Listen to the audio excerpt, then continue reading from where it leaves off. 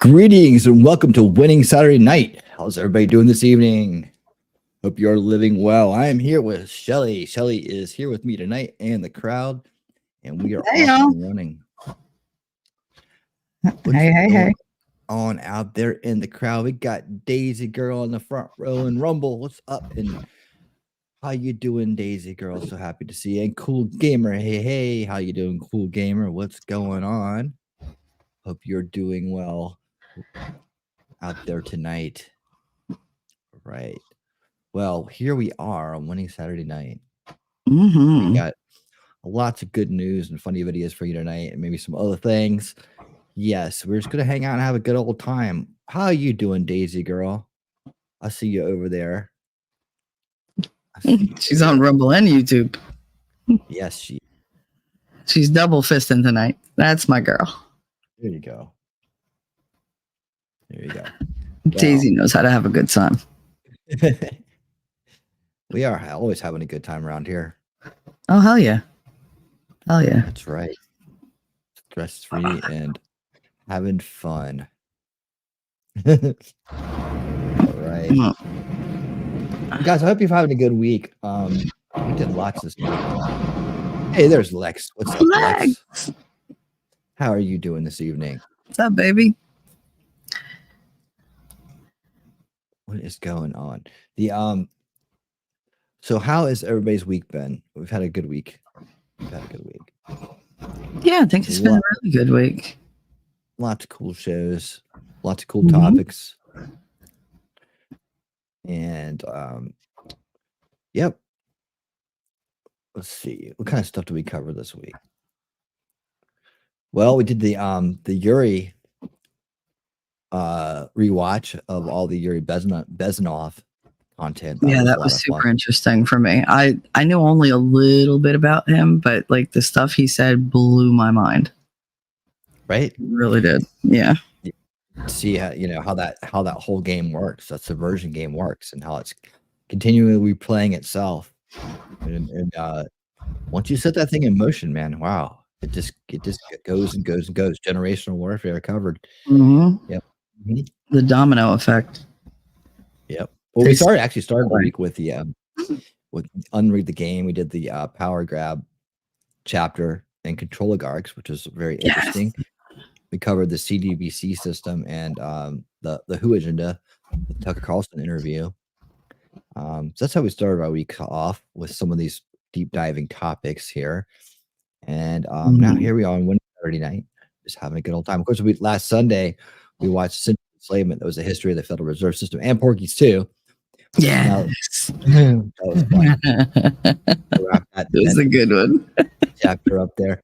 But this week we're going to be watching a documentary about rich kids. Basically, it was filmed by a rich kid.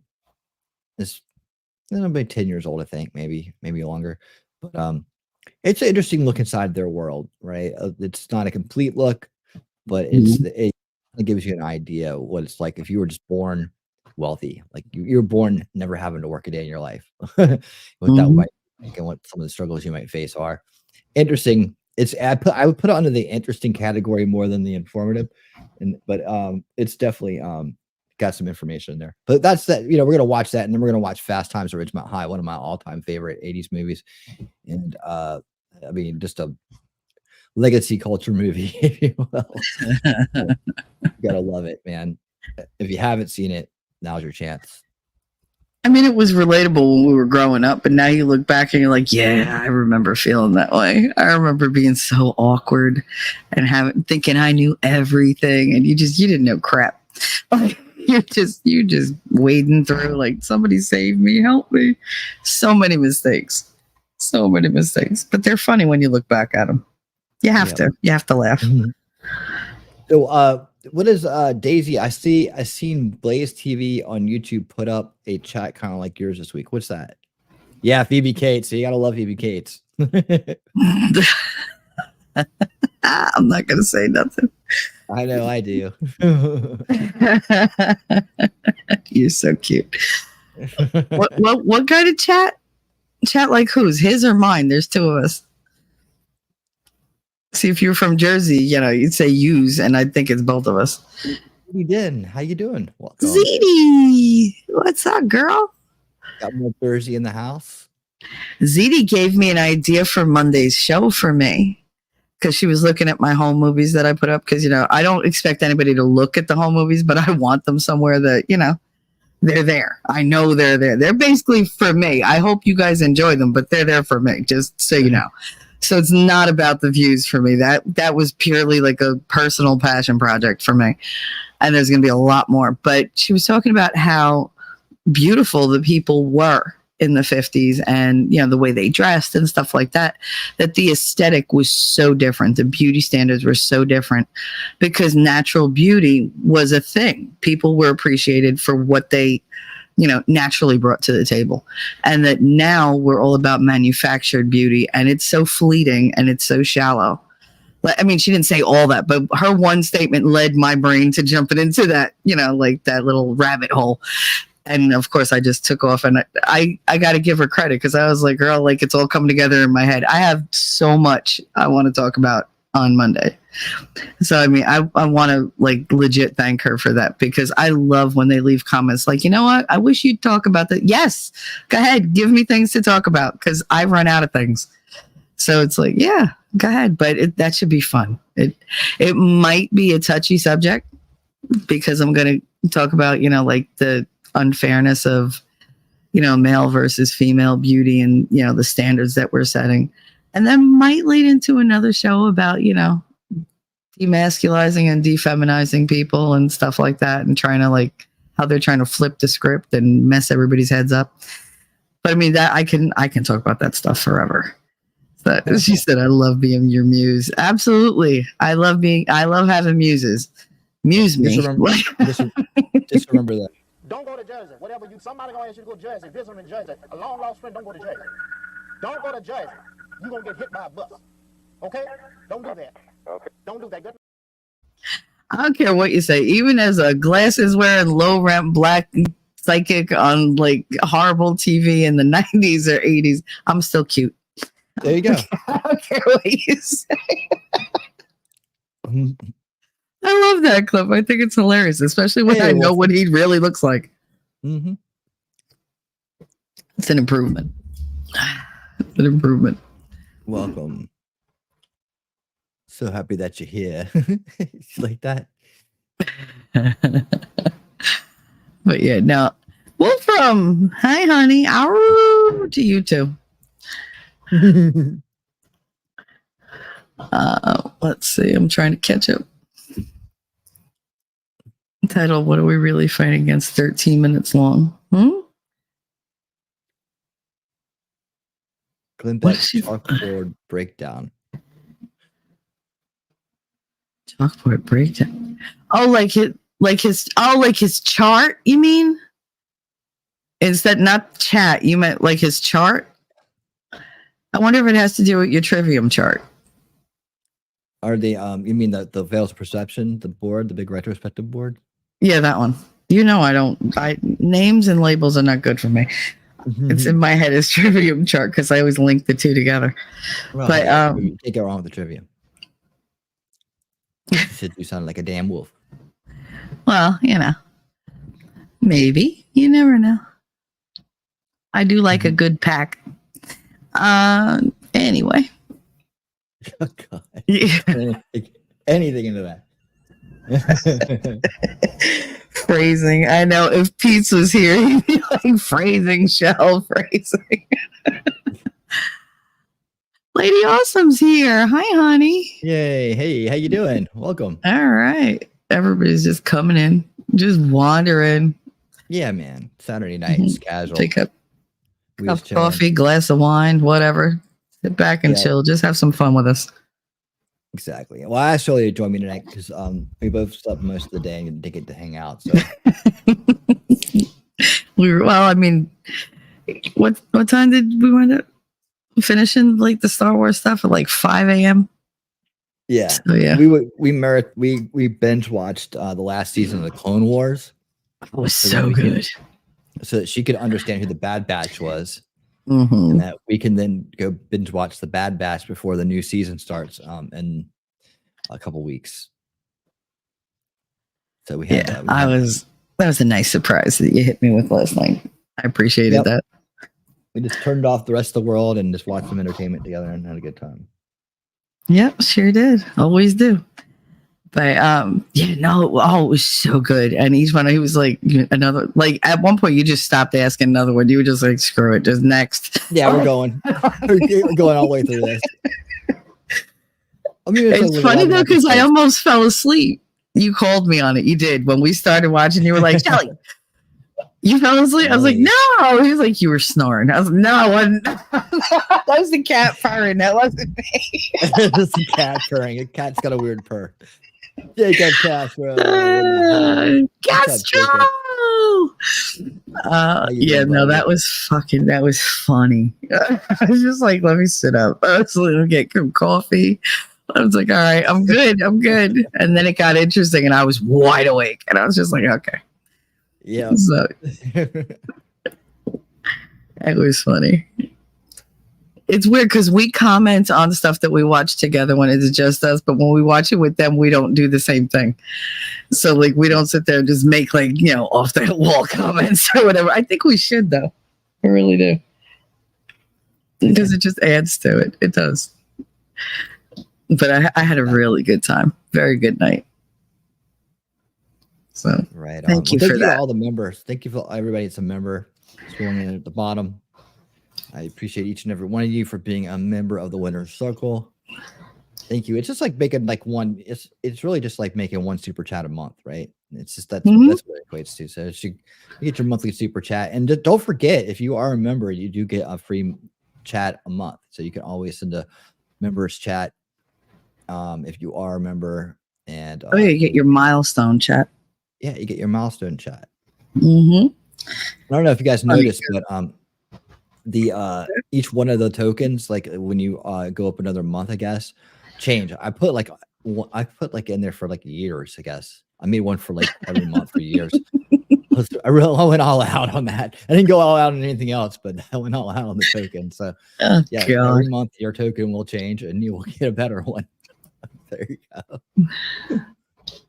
Well, it's funny because you sub to like you're a member on mine, I'm a member on yours, and it's the same thing on Rumble. Guys, if you can go over to his Rumble and definitely follow him, and if you can, if you feel like contributing a little bit, that's fine. I'm pretty much there by myself, like in that circle, and I was just like, So, but it's always nice to support a creator. I mean, he puts a lot of work into the videos that he does. So mine is mostly just me talking. So like when you are a member on mine, I'm like, oh, I feel like it's, like a little hug from you.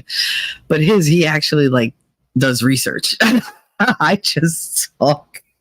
I don't have any visual aids, nothing. I'm just like, it's just me up here, the stream of consciousness. So story. So, that helps. Yeah, it does. It does. And it's encouraging. It's very encouraging for you. I mean, it's very encouraging for me, so I'm assuming it is for you because I know you appreciate that stuff as much as I do. We never look for it, but it's always like, it gives you that little boost. So it's nice. That's why I do it. I do it with way too many people. Just like, oh. But I just wanted to throw that out there. I'm not asking for anything. I'm just throwing the idea out there. Well, I appreciate and I love you as you are. So. I just appreciate you guys coming by and hanging out with me during the week and even on the weekends. But we still do cover some things on the weekends. But we cover the good news on the weekend. So we kind of keep it light, cover good news of serious topics or just whatever's going on. And then we do funny videos. And then we may do some other stuff tonight. I got lots of funny videos. Sweet. We have other bits that we do as well, and some of them are happen every week, and some of them happen every so often. But still trying to build the show out and make it what it's going to be. Hoping to have a guest next week. I'm still working on the special guest for an interview coming up because this show is also known to do interviews as well. So we do that. What did Jacob say? I talked Flux and Carrie Smith into streaming on Rumble. People bitch about you forget there's a Rumble, right? Well, yeah, this is the year of the Rumble. I appreciate Rumble. It's just getting better and better. Yep. And I mean, for what it's worth on YouTube, we're killing it on Rumble. Like, so Rumble's been just doing awesome right now. Like, really, just best numbers to date are happening on Rumble. That's really where all my attention's at. YouTube is, what it is. And we'll be part of it as long as it's we're allowed to be. But the focus has to be on the free speech platforms like Rumble and X, where we are streaming tonight as well. And for whatever new ones pop up, I know people talk about other platforms. I haven't expanded it onto like Odyssey or something like that. I mean, I don't even know what Odyssey looks like. Actually, I've never actually been over there, but some people really dig it. So I think it's about like this kind of spreading it out and getting on as many platforms as possible. I don't really want to be on Facebook, so probably won't see me doing that one. But there's other ones out there. I promote his stuff on my Facebook. Don't tell him. Yeah, that's good enough. That's good enough. It's like how's the weather where everybody's at tonight? Is it cold? Is it nice? Anything interesting going on in your neighborhoods?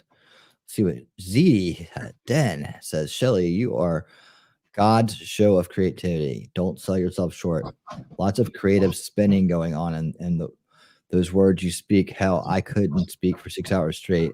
And no, be right back. Wow. Can you tell she's from Jersey? She thinks me talking for 6 hours straight is a good thing.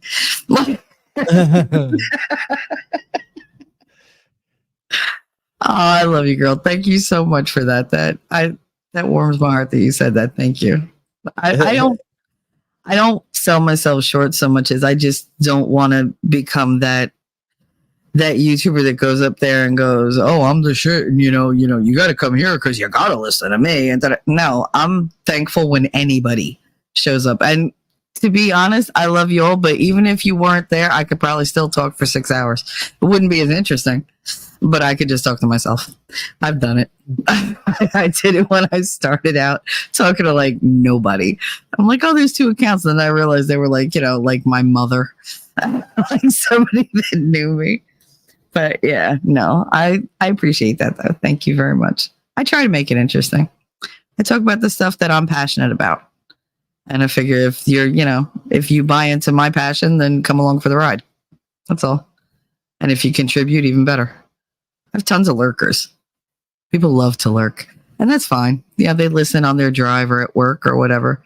Because they know I don't show anything on the screen, so they don't have to look. They could just put the earbud in and their boss don't know what they're doing. Until they start crying at their desk for no reason. And they're like, what's wrong? Nothing. They think they're bipolar. No, they're just listening to me. I just got the hair over their earbud. It's fine. Unfortunately, you have to pay attention with Winning because he teaches stuff. I don't teach anything. During the week. On the weekends, it's just for fun. Yeah. Not a whole lot of education going on the weekends, but we do keep up with topics and just look at the good news about the topics. Same kind of topics we're talking about during the week. But, we kind of follow stories, right? She said exactly no bathroom break. That's a talent. It is because that's because Friday I was like, all right, guys, no, I have to end because I gotta go to the bathroom. Like I have to, like right now. Like I had coffee, I gotta go. I'll post. It's getting a word in with her that's the trick. Yeah, well, if you have something interesting to say, I let you talk. So that's why you don't get to.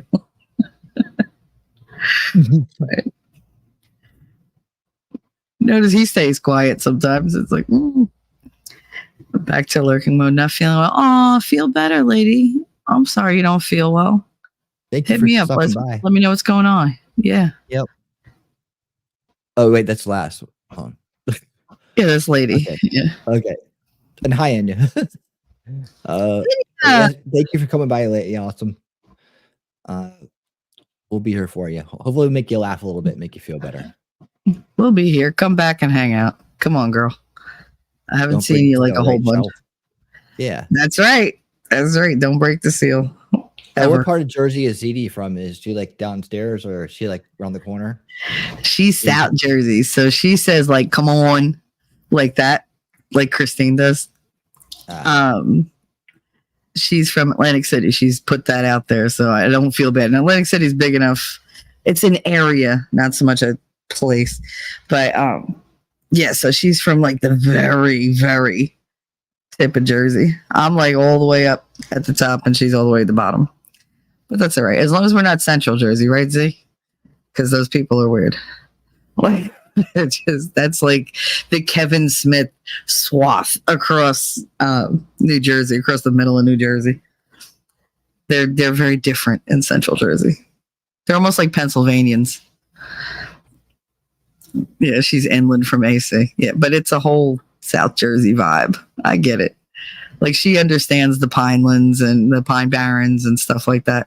You know, the Pine Barrens are where everybody goes, oh my God, did you see a Jersey Devil? No. They think we just have Jersey Devils just running around. Just, oh yeah, I see them all the time. I had coffee with one the other day. No.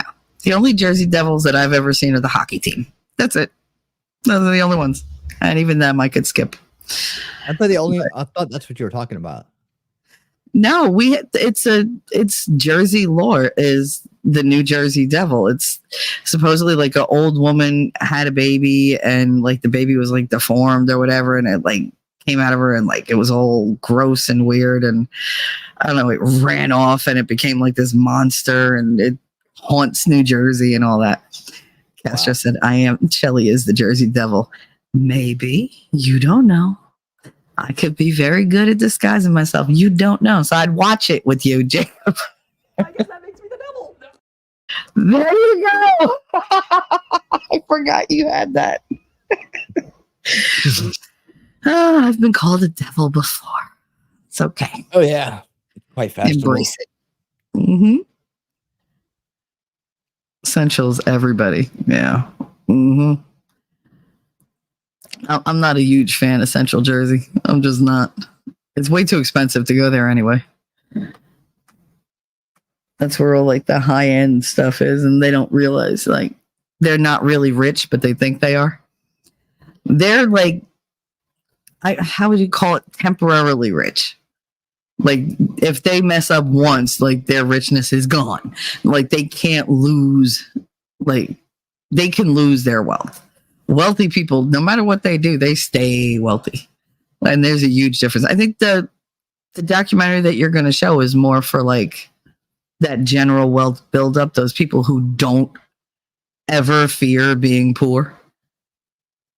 Right, but like when you're rich, you know, like you're one like IRS audit away from being poor. Like that's just how it is. So yeah, I don't know what that's like. At all. Yeah, the amazing thing is too, like the documentary is made by the heir to the Johnson & Johnson fortune, and they're not even associated with the company anymore. Like, talk about having it made. Like, we literally have to look for things to do. Yeah, in their life. Like, what are you gonna do? I don't know. I think his dad at one point his dad recommends to him, well, then you just start collecting things as a hobby. Start collecting things. Okay. Yeah. Like I'll have an elephant and a tiger. Historical news articles. That could be your. He's like, that's what I should do. It's almost like, what? Yeah, it'd be great. You guys will see. In the next clip, he's in the library looking at these things. Like, yeah, you could buy this for like lots of money. Okay. They're the kind of go to auctions and stuff. Like we go to like flea markets and they go to auctions. Memento. How's it been going? Haven't seen you around lately. How you been? Hope you're doing well. So many people took like January off. Oh, you notice that? Ooh, look what you got. Look what we got. Ooh, go ahead. Do it.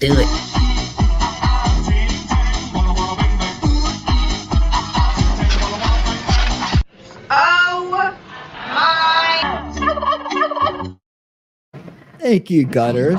Thank you, Gutters Club, for Aw. the $20 super chat. Appreciate you. Had to come by and say So hi to sweet. you beautiful people. Well, thank you for coming Thank by and saying hi you. to us. And thank you for the bouncing boobies. I love that Yes. clip. And thank you so much for the $20 super chat. We really do appreciate it. And congratulations on Mhm. your monetization again. I hope you are having a lot of fun over there on your channel. And thank you for coming by and visiting mine. And always a pleasure having you around. So thank you so much. Oh, she's super sweet. She's super sweet. Yeah, I got a special thank you from her on Twitter because, you know, I shared out her thing saying that she was monetized and for people to check her out, which is just something I do. And then I get like this, oh my God, I was like, okay, girl, like I was just being decent. Like I get the appreciation. I love the appreciation, but this should be something that we all do for one another. Like it should be like standard protocol where you just promote other people and you just, if you enjoy something, be like, hey, check this out or whatever. I do it all the time. I don't just do it for winning. I do it all the time because it's really hard for them to get out, especially if they're like shadow banned or whatever. Then I really want to push their content. And it's just like, I just want to help them out. That's all. So yeah. So thank you for the thank you. It meant a lot to me. It did. But it should be normal. Outpost has a story. Did you see? Yeah, I was gonna put that one up next. I wanted to find what did I just said I can't find your chat, but I know you said that you've been traveling a lot. So happy to see you back. Happy to see you back. Somewhere in there. I'm doing well. I've been traveling a lot. There you go. There you go. Traveling for the Illuminati. So Well, we missed you. yeah, he's our resident Illuminati member. So Funny. let's see what Outpost Nerd. Hold on. If we read a story by him, we have to play the song too. All right. Oh God. About mama. Love mama. We had a family legend that says one of my great, or even maybe great uncles owned and sold the company that one day will become Johnson & Johnson. Oh, that's gotta suck. Oh, you boy, you missed out. Wait till you see how your relatives are living. That's gotta suck. Could you imagine? Be like, oh, I had this idea, but I'm gonna sell it off because it's not going anywhere, and then it just blows up afterwards. Oh, I would be devastated. Oh, dude, they're living really well. Oh yeah. Yeah. I get boobies. Yes, you get the basically boobies. to see your cousin in this movie who made it. One of your cousins made this movie. And oh then, no. Yeah. They're gonna see how they're doing. Oh Lord. This song I've been asking for over a month. Okay. Listen. All right. He does things when he does things. He sometimes thinks he does them and then he like means to do them and he gets sidetracked. And yeah, a lot of the time I'm to blame. I have to find it in a way I can send it. Yeah, because we have them as clips, but like they're in StreamYard. He's got to find the actual file. Find it on my editing, my massive editing storage. All the video. Think about all the videos I've made, and all the clips I've had to make the videos, and then all the images I've had to grab to make the videos to make the clips. And that's what my hard drive looks like. It's like then I have all the different videos I've edited all like stacked together too. So there's all the edits, all the work that goes into making the final product. It's all mixed in, and then we did all those songs in one night. Mm-hmm. They're all there, but I'll dig it out and find the right one to get to you. Yeah, don't take it personally. I don't even have the downloadable files for my intro and outro. Okay, I don't have them. I just upload them.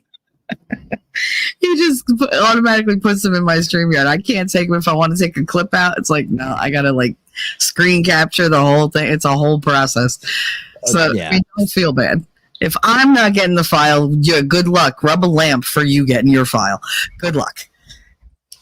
I get priority. Good luck. We're all counting on you.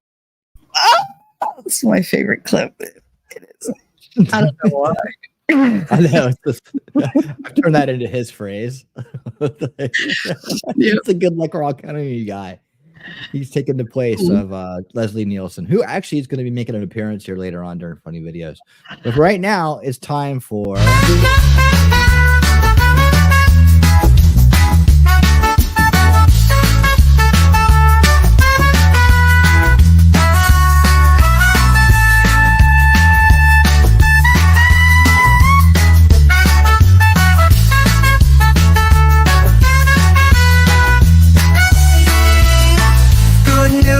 Yeah, we're here to spread the word, bringing joy and love to each and every nerve.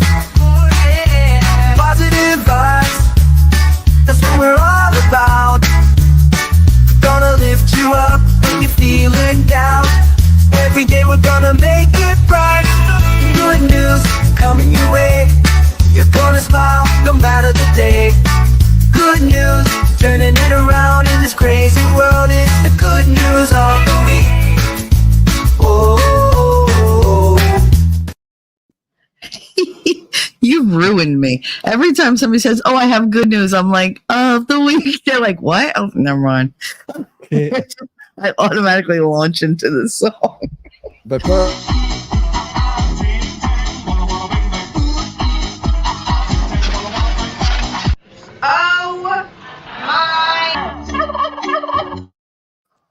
Wolfram, thank you for the $10 super chat.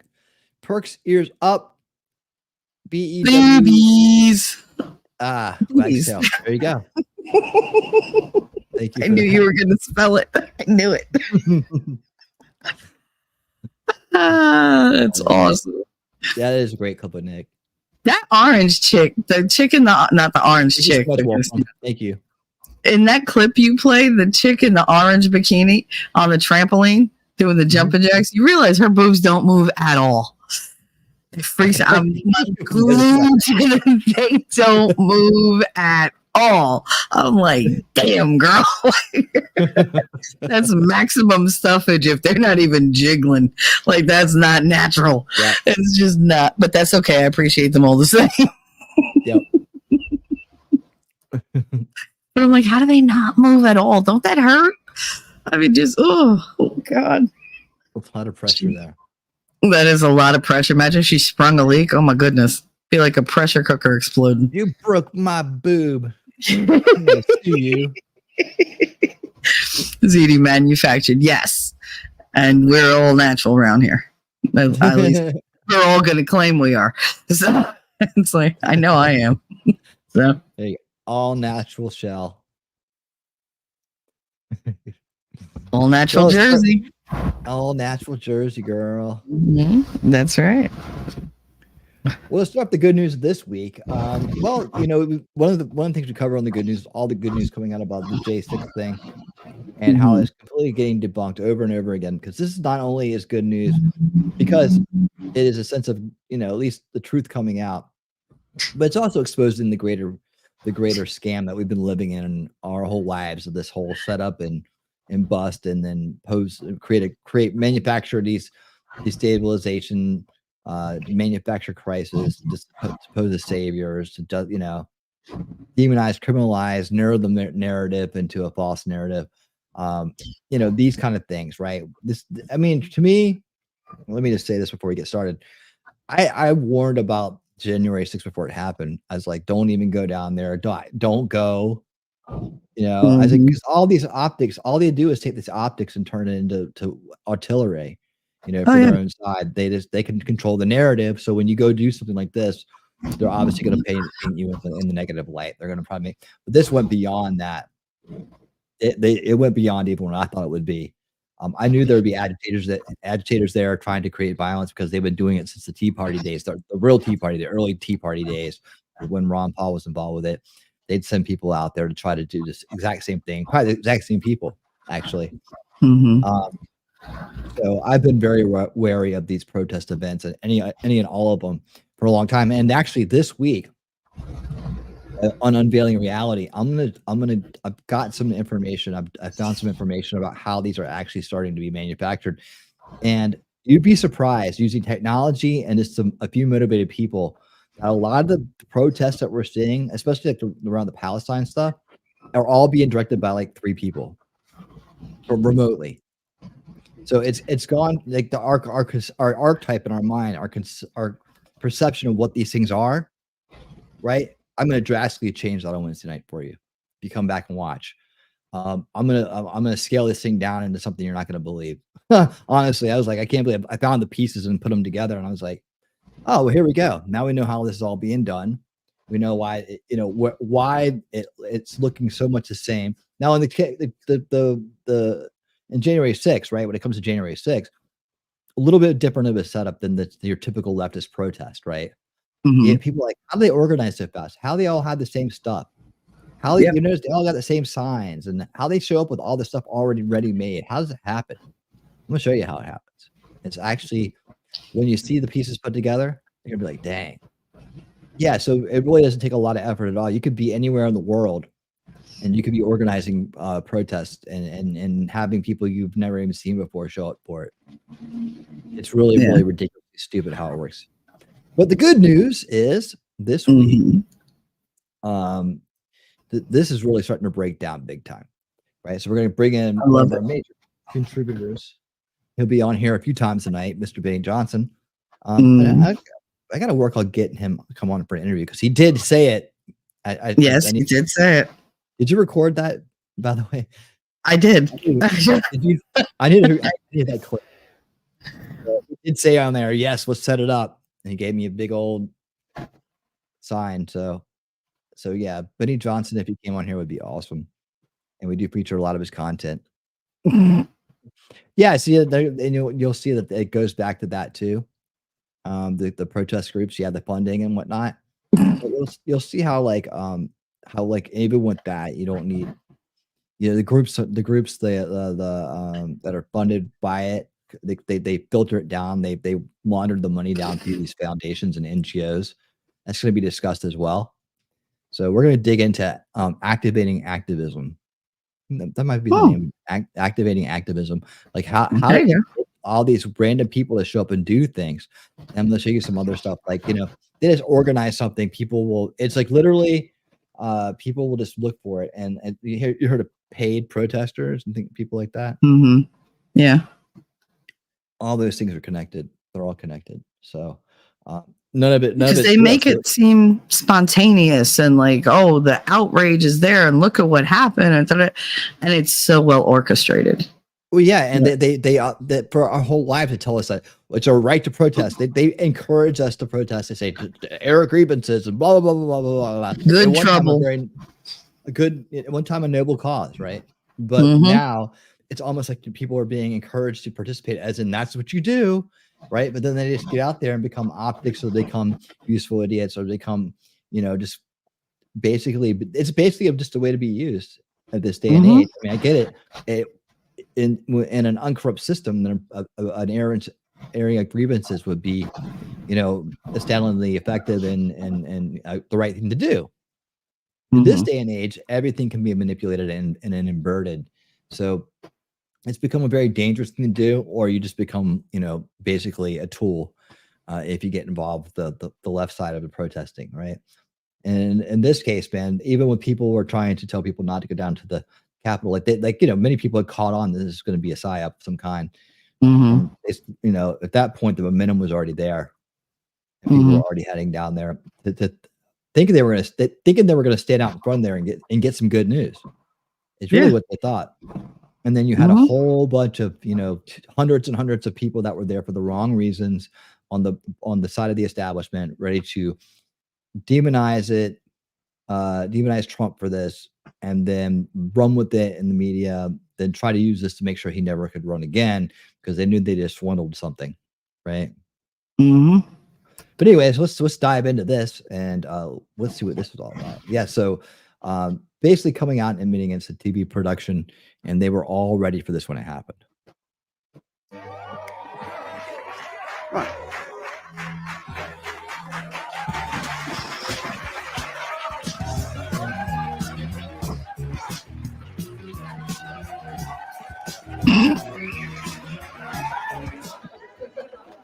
Okay, everybody, that's a wrap. God. Guy's boy Benny, in an absolutely jaw-dropping move, the January 6th committee has decided to do a documentary on themselves because they're so important to American history, and ended up smashing themselves directly in the nutsack with their own fake news. It turns out that the entire January 6th committee was orchestrated and run like a TV production in order to be episodic content for the smooth-brained, TDS deranged leftists who gobble this kind of stuff up like candy to be entertained ever so slightly. Yeah, check this out. In a remarkable PBS documentary, the January 6th committee admits that the entire thing was a publicity stunt, fabricated TV production meant to manipulate the audience, which is why they brought in former president of ABC News, James Goldston. Goldston envisioned this as a mini-series. Oh, wow. Check this out. Thompson's committee had gathered a trove of information. The challenge, what to do with it. The one thing that we knew was the information that we have is compelling. The thing we needed to do was tell that to the American people in a compelling way. So that's why we brought in a former president of ABC News. Yeah, I got a call pretty much out of the blue from the January 6th committee. They wanted a storyteller. And while they were brilliant lawyers, storytelling for a mass audience is not what they do. To bring in a guy like this who would think outside the box really did prove to be fruitful. And it was Goldston who really began to envision this as, in a way, a kind of mini-series, that there would be sort of 9 episodes, and that these episodes would tackle particular themes. Attack on the Capitol, the investigation. The first hearing was primetime television. The nation is about to witness a defining moment. The first hearing before the country, the results of the January 6th investigation. This is an extraordinary moment in American history. When it came to that first hearing, we knew how high the stakes were. To anybody paying attention, of course, this wouldn't come as a surprise to you. James Goldston, of course, is the man who stopped the release of the Jeffrey Epstein tapes at ABC News. So how deep down the well does this rabbit trail go? Oh, baby. So this guy was an Epstein predator protector, and then he gets hired to go produce the January 6th committee hearings, which lied to the American people. Watch. I've had the story for 3 years. I've had this interview with Virginia Roberts. We would not put it on the air. First of all, I was told, who's Jeffrey Epstein? No one knows who that is. This is a stupid story. Then the palace found out that we had her whole allegations about Prince Andrew and threatened us in a million different ways. We were so afraid we wouldn't be able to interview Kate and Will that also quashed the story. And then Alan Dershowitz was also implicated in it because of the planes. She told me everything. She had pictures. She had everything. She was in hiding for 12 years. We convinced her to come out. We convinced her to talk to us. It was unbelievable what we had. Clinton. We had everything. I tried for 3 years to get it on, to no avail, and now it's all coming out, and it's like these new revelations, and I freaking had all of it. I'm so pissed right now. Like every day I get more and more pissed because I'm just like, oh my God, what we had was unreal. Other women backing it up. Hey, yep. Brad Edwards, the attorney, 3 years ago, saying there will come a day when we will realize Jeffrey Epstein was the most prolific pedophile this country has ever known. And I had it all 3 years ago. The lies of January 6th are very well known to the show, and we keep an ongoing running tab of every fed lie that you have been fed about this centrally orchestrated and delivered to you by nefarious actors. That is all that we can say right now. Ongoing reporting on January 6th. Let's go. Are the doors left open can you even get on a plane? Try going through TSA without getting checked out. Try getting into, let's say, a bank after hours. They lock up McDonald's, but they didn't lock up the United States Capitol. That was what we're learning today.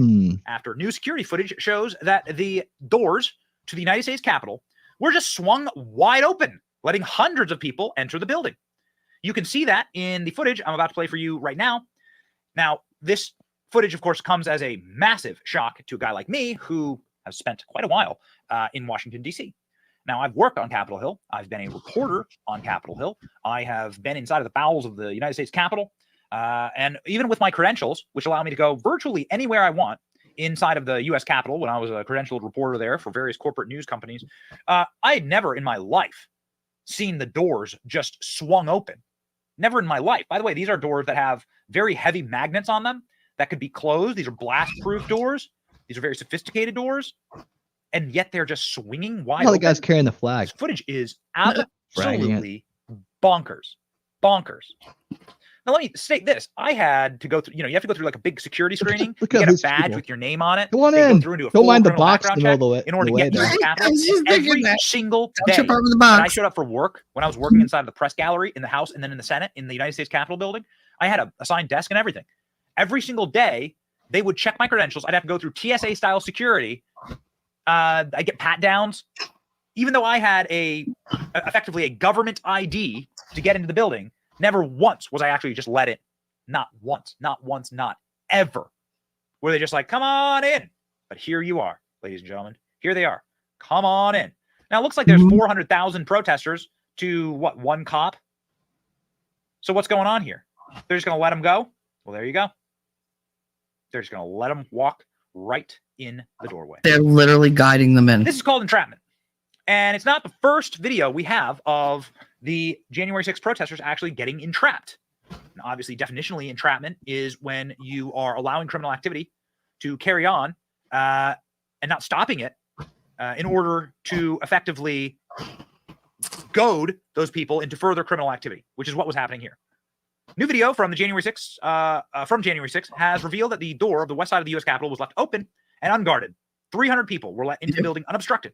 At the same time, officers fought to keep rioters out of other sections of the building. Security footage obtained by Just the News show Capitol Police officers at approximately 2:30 p.m. escort a few of the protesters who were already inside of the building through the non-public Upper West Terrace hallway towards the marked fire evacuation door. Timestamp indicates the footage would take it shortly after the first breaches of the Capitol. Footage obtained by the outlet shows that one person exits the door, opens from the inside, allowing 309 people to enter through the access point in less than 20 minutes. The footage released for publication by House Speaker Kevin McCarthy and Republican-led House Administration Committee also showed the Capitol Police officers making their way to unlock Upper West Terrace door. However, the officers were not dressed in riot gear, nor did they block the entrance of the rioters as they steamed into the building. Upper West Terrace, located between the House and the Senate sides of the Capitol, it has been a point cited by many in the trespassing prosecutions by the Department of Justice. Entrapment. According to the outlet, the breach of 309 people, it also noted that the incident's after-action report, current and former Capitol Police officers told the outlet that the decision to move the protesters outside of the Capitol through the emergency exit doors was likely triggered by the emergency fire system and unlocking the entrance. Well, someone's going to have to actually give me data on that. Because here's what I see in the available footage. Here's what I see. I see undercover police officers. Oh, let's go. Encouraging criminality. Help him out. Undercover police officers. Help him out. Push him out. Pushing. Help me play this. Come on. Let's go. Leave it. For entrapment. That's entrapment. This is an undercover police officer pushing people into the Capitol. Now, there were dozens of these guys. Maybe hundreds of these guys. Drain the swamp. Drain the swamp. Drain the swamp. Silence. So you look at Antifa with the guns. That's what he said. Hey, they're saying you look like Antifa. Oh, isn't that interesting? Hey, you look like Antifa, guy, undercover police officer, as he chants, drain the swamp. He doesn't want to drain the swamp. He's an undercover officer. This hysterical video shows police officers doing the Spider-Man meme as they encircle a bunch of guys. And then those guys say, wait a second, we're police officers too. Yes, we're all police. Police? Yeah, law enforcement. Can you show me your credentials? Will you show me your credentials? Appreciate it.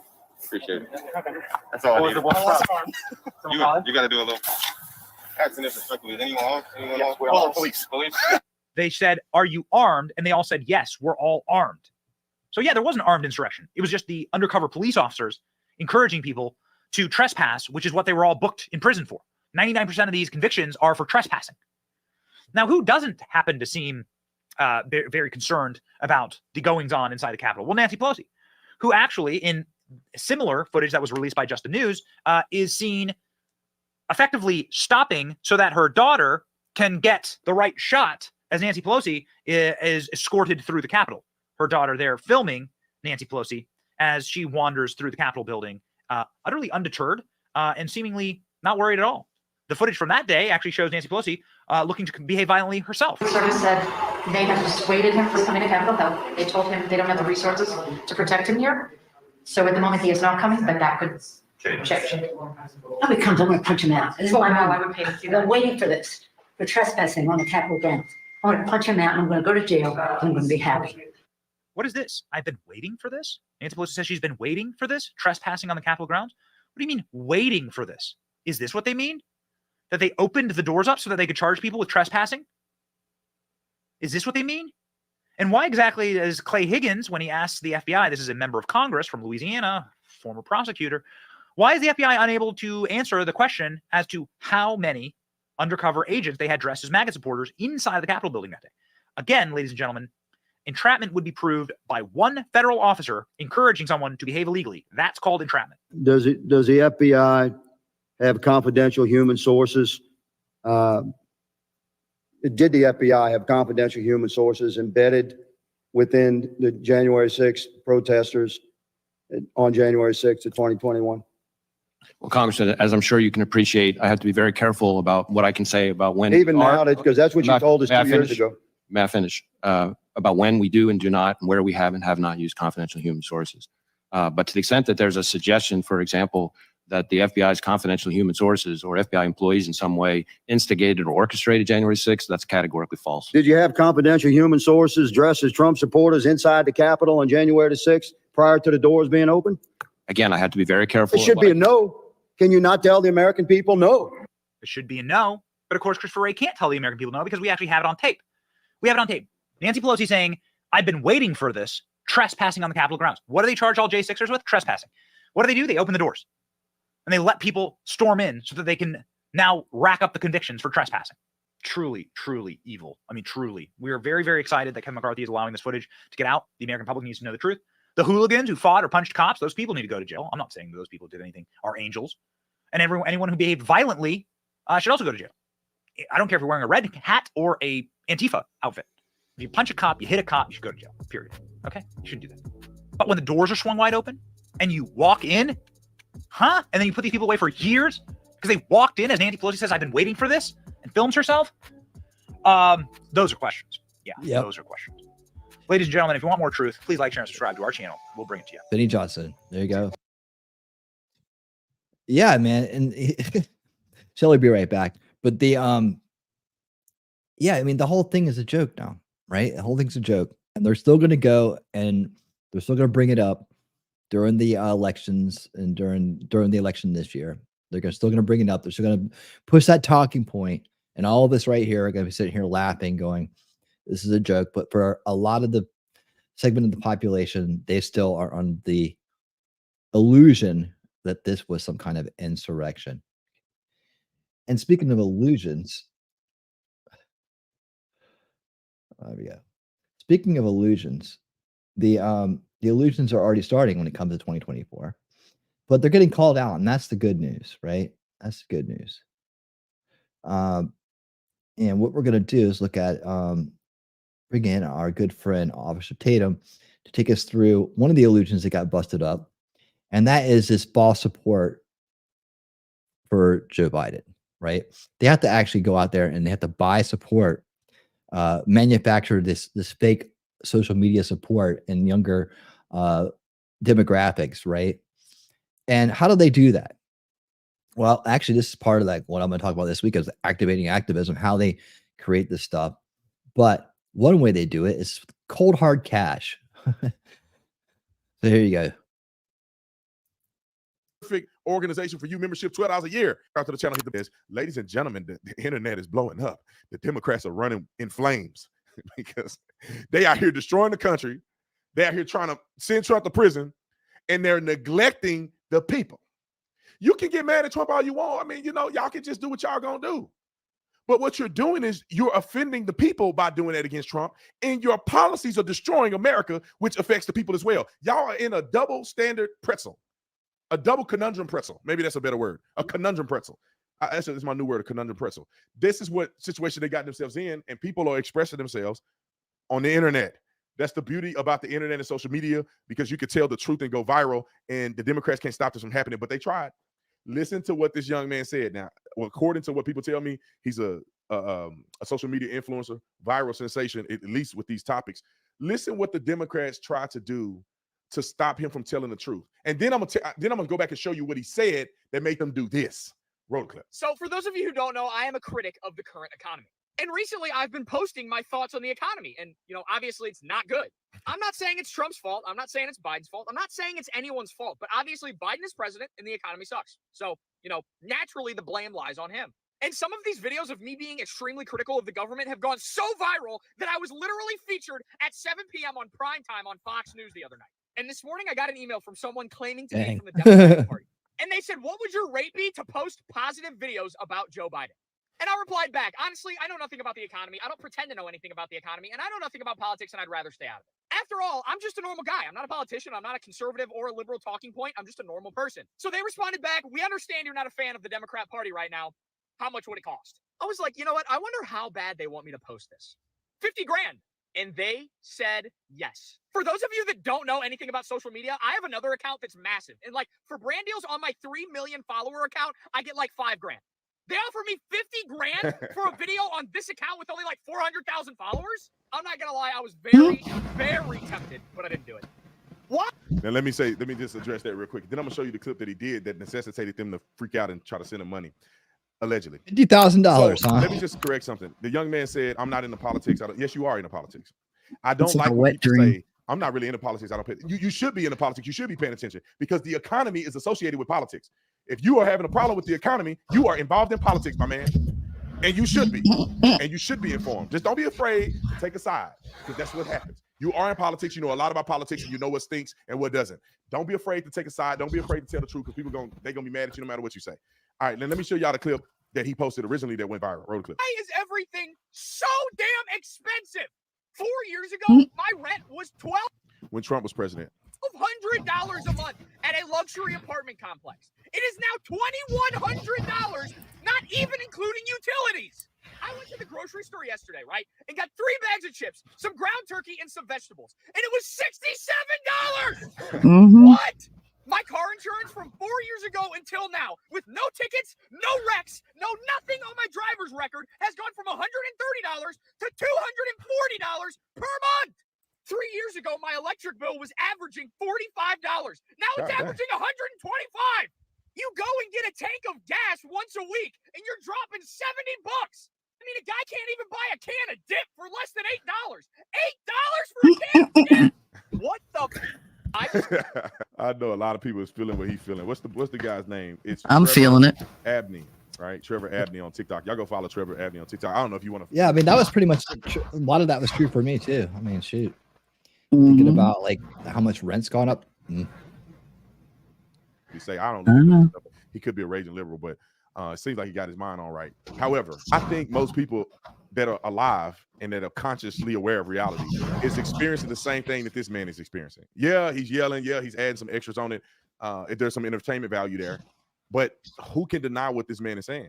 I just so happen to, have a situation where I have a lot of financial success, and therefore it doesn't affect me as hard as it does other people. And this is the reason why I give discounts on my store. I mean, I don't think people pay full price on my store unless you don't follow me at all. You don't even know who I am. 30% off, 20% off, 50% off, free. God, because I know that some people, the financial strain is higher than some other people may experience. And this young man is articulating what America is feeling. And I hope that the Democrats wake up to this because them losing mean we lose. When I say losing, mean they're losing while they're in office. I hope to God they lose the next election. But while they're in office, them just screwing it up and dropping the ball and ruining America is hurting all of us. I hope they get it together before they lose the election again, which I'll be proud of. They need to straighten it up, but they won't because listen, it's the kid whose dad is the coach. This is what the Democrats are. Their daddy's the coach. They don't perform. They're not really good enough to play. And when they get on the field and they get exposed, everybody in the world can see the only reason that kid is playing because his daddy's the coach. This is what Democrats are. They virtue signal until the virtue has to be reality. Oh, black and brown. So did I. Oh, we're here for the climate. And we're this, do that, and women's health. And they do all of this stuff. And then when the rubber hit the road, it's like, wait a minute. You just letting illegals over in our country? No, that's not love. That's not generosity. It's creating violence and chaos. And people are drowning. I saw a video. It messed me up. It's still, I think I can't stop seeing it in my mind of some illegals coming to and they miss you, girl. They have a video. I've never seen somebody drown before, but they have a video of these dudes drowning in the swamp right in front of the camera. I mean, it was horrifying. The guy goes under the water, he don't come back. And then the other guy goes under, he don't come back. They don't come out of the water. They're gone. And this is the reality of the risks that people are taking trying to come to America illegally. Virtue signaling until people are in cages and they dying and getting, on the way over here, sold into traffic. All of those things happen. Yeah, your virtue is cute until that happened to you. Oh, we're gonna just give black people that. You're gonna do all that, then you're alienating people and you're downgrading the actual real results of hard work and success. If you say I'm just gonna pick a black person, you're mitigating their hard work and their I won't say prowess, but that's not the word I want to use. You're mitigating their qualifications because they are great enough to do this without you adding color into it. But when you add color, you diminish their value. Same thing with the woman in Supreme Court justice. Value diminished. He said, don't pick a black woman. You didn't say you're going to pick the best woman. You're going to pick a black woman. That's crazy to me. Same thing in the NFL. I see it all the time, right, Nick? In the NFL, they got to go interview black people when they want to hire any coach. They got to interview at least 2 minorities. You know how stupid that is?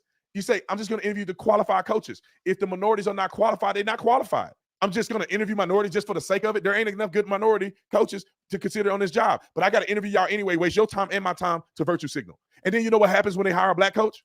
Because they want to, because the guy's the best at the job. They got to go and interview 2 minority coaches that they know they ain't going to give a chance to because they already got a good coach. But anyway, the virtue signal is real. Shout out to the young man for calling these fools out. I hope that more and more people wake up to see the reality of what's going on. Democrats are losing, man. You can talk about Trump all you want. People don't care. They pocketbook going to getting groceries, the everyday experiences that people experience in life or what's affecting them. People don't really experience Trump every day in life. You just don't watch the news. You don't see Trump. But you go to that gas pump. You go to that grocery store. You go renew for that rent, your rent on your apartment, all that stuff, breaking the bank, and you ain't getting no more money on your job because interest rates are going up. It's going up for the companies too. Okay, see y'all on the next one. I didn't say it.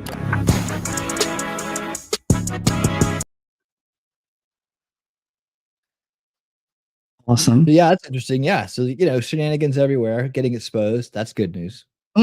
Jacob Peets is here. That's good news. What's up? All right, Iris, how you doing? Yeah, I'm glad you got the message, Iris. I've been looking for you. I was like, did anybody see her? What happened to her? Somebody tell her I'm looking for her. I miss her. Girl, busy is good, but don't be a stranger. Like, drop me a DM so I know, you're okay. That's all I worry about is that you're okay. I care. I do. Sometimes too much, but I'm glad you're here. Makes me happy to see you. You can hear it. I'm very happy to see you. Pete, what did I say before? Oh, you missed did he miss phrasing? Yeah, that's what I was like, what did I want to say to Pete? Yeah, I know my phrasing is very off tonight. Oh man, at the same time, oof. Ugh. Ugh. Yeah, that's like having an ear infection and being in labor. No. Not fun, busy. Aw. Well, I know. Everybody's been so sick. It's ridiculous. Almost said the other word. We're off to a crawl, but we're gonna finish in a rage this year. So I'm okay with. Oh, we better. Yeah, I'm okay with the slow start to the year. Honestly, it's not bugging me too much because it's gonna be a rager every year. See your action. Yep. I love having the crew together. Love them. Well, yeah. Sorry, I'm sorry when that I had to mute and run away. Katie fell. She's fine, but don't even. It's priority. Don't even. I know. But she's fine. She tripped over a cat. So they like to do that. We got some funny animal videos coming up later in the show. We got a lot of good funny videos tonight for you. By the way, we're in our good news segment right now, and awesome. I don't know. This is good news for some, bad news for some. It's kind of a mix here, but I think it's good news when companies are making a statement about the safety of where their businesses are located, and they're doing something about it. So it's good news that they're taking the initiative and closing down businesses where they can no longer be viable and where the conditions have deteriorated so much that they aren't safe to even function, even if they're successful. Like in this case, In-N-Out Burger says goodbye California, and the Hodge twins are going to let us know all about it. So here we go. Sweet. Democrats' ideas are dumb. Their voters are dumb, and we have proof. Yeah, what they preach doesn't work. Yeah, it just to any rational person, what's going on at the border?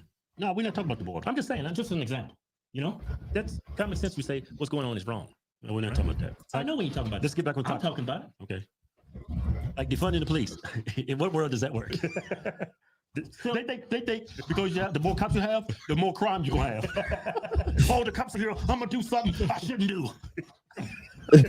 So, okay, what we talk about today? In-N-Out, they're closing in Oakland. Who? In-N-Out? In-N-Out. The burger joint. Yeah, the one. Why would they close? Because every time I see an In-N-Out, those lines are wrapped around the corner. Oh, it's profitable, but it's too dangerous for the employees.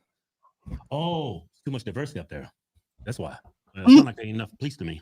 Hey, let's go to the first video. A combination of two things. Yeah, I'm not enough police. A little bit too much diversity. You gotta have a good balance. 95% white, 5% diversity. Let's show the video. Oakland tonight, defunding the police has become a reality. Hours ago, the council voted to take more than $18 million away from the police department to invest in violence prevention programs. KPIX5's Andrea Nakano on the impact of this historic vote. The $18 million is over the course of the next 2 years. It's not the amount some city council members hope for, but according to the Oakland Police Officers Association, it's enough to compromise public safety. With this particular budget, we are showing that we can not only reimagine, we can take action. President Nikki Fortunato-Boss was instrumental in passing Oakland's new budget. Most of the roughly $18 million diverted from the police will now go to relatively new city programs. The Department of Violence Prevention and MACRO, the Mobile Crisis Response Team, which will handle mental health cases. It is scary. I understand that. We are operating in fear. That's what we've been doing for many, many years. The Oakland Police Officers Association says it fully supports the clips from this in the new budget, but the clips from their little squad going out instead of the police going out to manage things are going to be priceless. I mean, that's going to be the new rage. Send them out there to a gunman. How do you feel about that? How do you feel about what you're doing? Now we know you're having a hard time. Come on over here for a hug. It's like at the cost of taking officers off the street. OPOA President you know that black woman? Just do the math, Keith. $18 million, right? $18 million. Average cop makes about what? Oakland, probably about 200,000 a year. 200,000. They're about 200. You don't make that much. Overtime. Okay, what else? Plus, they probably getting hatchet to pay because all that diversity up there. Okay. That's 90 police officers. Yeah, based on a $200,000 salary. That's crazy. 90. Imagine going to the police department and there's 90 less police officers in Oakland. Okay. They started about 80 grand In-N-Out is closing for a rookie. In-Out is out of Oakland. One of California's most popular, profitable burger chains is shuttering its Oakland restaurant. Companies saying just not safe enough. NBC Bears Valina Jones explains how city leaders and other business owners are responding. Hey, Mims. Mimsy, how you doing? And now In-N-Out is being added to that list of businesses closing their doors along the Hagenberger 98th Avenue corridor. The reason, businesses say they can't afford to stay open with the level of crime in the area. Khalil is a restaurant owner. He did not want his face or his business to be identified out of safety concerns. But he tells us his business now closes early and he's thinking about transitioning to strictly online orders if things don't improve. It's too much. Oh, God. In-N-Out plans to close their restaurant March 24th, saying in a statement their customers are constantly victimized by armed robberies and break-ins, going on to say this location remains a busy and profitable one for the company, but our top priority must be the safety. I'll be over there to see you, okay? I'm really sorry to hear that. The subway on 98 permanently closed recently due to crime. The same owner also owns the Chevron property on Hagenberger and is worried he'll have to close another one of his businesses for the same reason. We were in the middle of an interview with Councilmember Treva Reed, who represents the district, when she got that call. They have been long patient with us. Got a gun to our there face. is no more That's patience. crazy. They have given us grace and they want action and they want to see how and when and where we are going to work with them. Last March, Raising Cane's closed their dining room because of security concerns. Now many businesses in the same shopping center have also left. OPD has increased patrols and cameras in the area. The agency says it's recently seen a roughly 40% decrease in auto burglaries and theft, but robberies are slightly up. We need a citywide, robust strategy and a regional strategy to partner with that, with everyone at the table and all hands on deck to deliver for us citywide and especially at this corridor. The mayor plans on working with state leaders to secure Cut more these crime Doug fighting. Negroes off. Man, that was a council member for Oakland. Y'all just voted. Rabbit, what's up? Yeah, $18 million stripped from cops. That's a cat. Give to, That's not a mental rabbit. health programs and so when someone's No, it's a rabbit. It's got ears. Big ears. y'all gonna send a person there with a clipboard. Say, why are you doing this? Oh, you have mental problems. What you need is medication. We're gonna give you some drugs that's gonna calm you down. It's gonna balance you out. You ain't going to raw no more. Yeah, like all Democrat policy is not sustainable. It doesn't. It's just. Like when I see a cop, I feel safe. Look, how he's looking at me. Yeah. Oh, look, he's making sure I ain't doing that. You just told me to get out of the car. This is a good job. Oh, what's doing to search my car? I think that's against my rights, but okay. Anything to keep me safe. Hey man, but just what happens when you elect someone based on their skin color, not by merit. You're asking for it. You got all these black women in power, and women alone scare me when they're in power. So a lot of times they have a chip on the shoulder. Double that with a black woman. Well, women have too much empathy. It's good to have empathy, exactly. But like women, when it comes to empathy, what? Okay, that's why you killed him, and that's why you robbed the bank because you was broke and you was feeling down. That sounds like you was having a mental break. Tell you what, hey, shut up, this is mine. Your mama just died too, and that sent you over the edge. You know what? 10 years probation, and I'm gonna suck you off. You need a full release. Oh God! Everything's gonna be okay. Very cute. Oh hell, we could do this act. Right? I'm the dude on the left.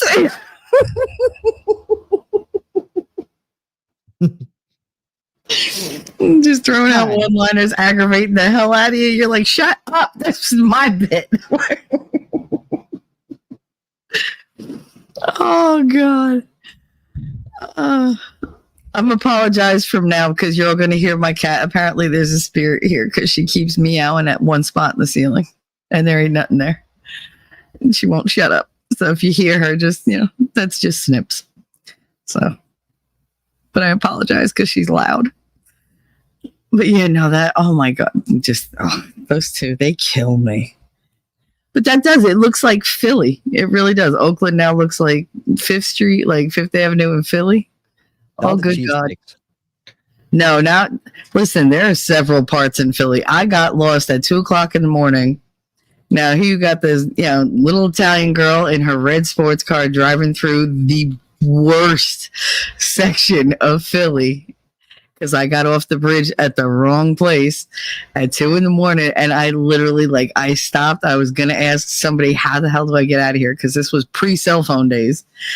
And I looked around and I got so scared because they were going to converge on my car. I backed up out of the place that I had stopped. And I literally took off. I didn't care any direction. I don't even know if I was going down the right traffic way. I just took off. And then when I saw that I was around well-lit areas, I pulled over and I threw up. I was that, and I don't get scared like that. But it was bad. It was bad. Yeah, I was around 5th and Allegheny. Not a good thing. In the early 90s. It was not a good area at all. I was all by myself. I was like, I'm going to get killed. But yeah, it was bad.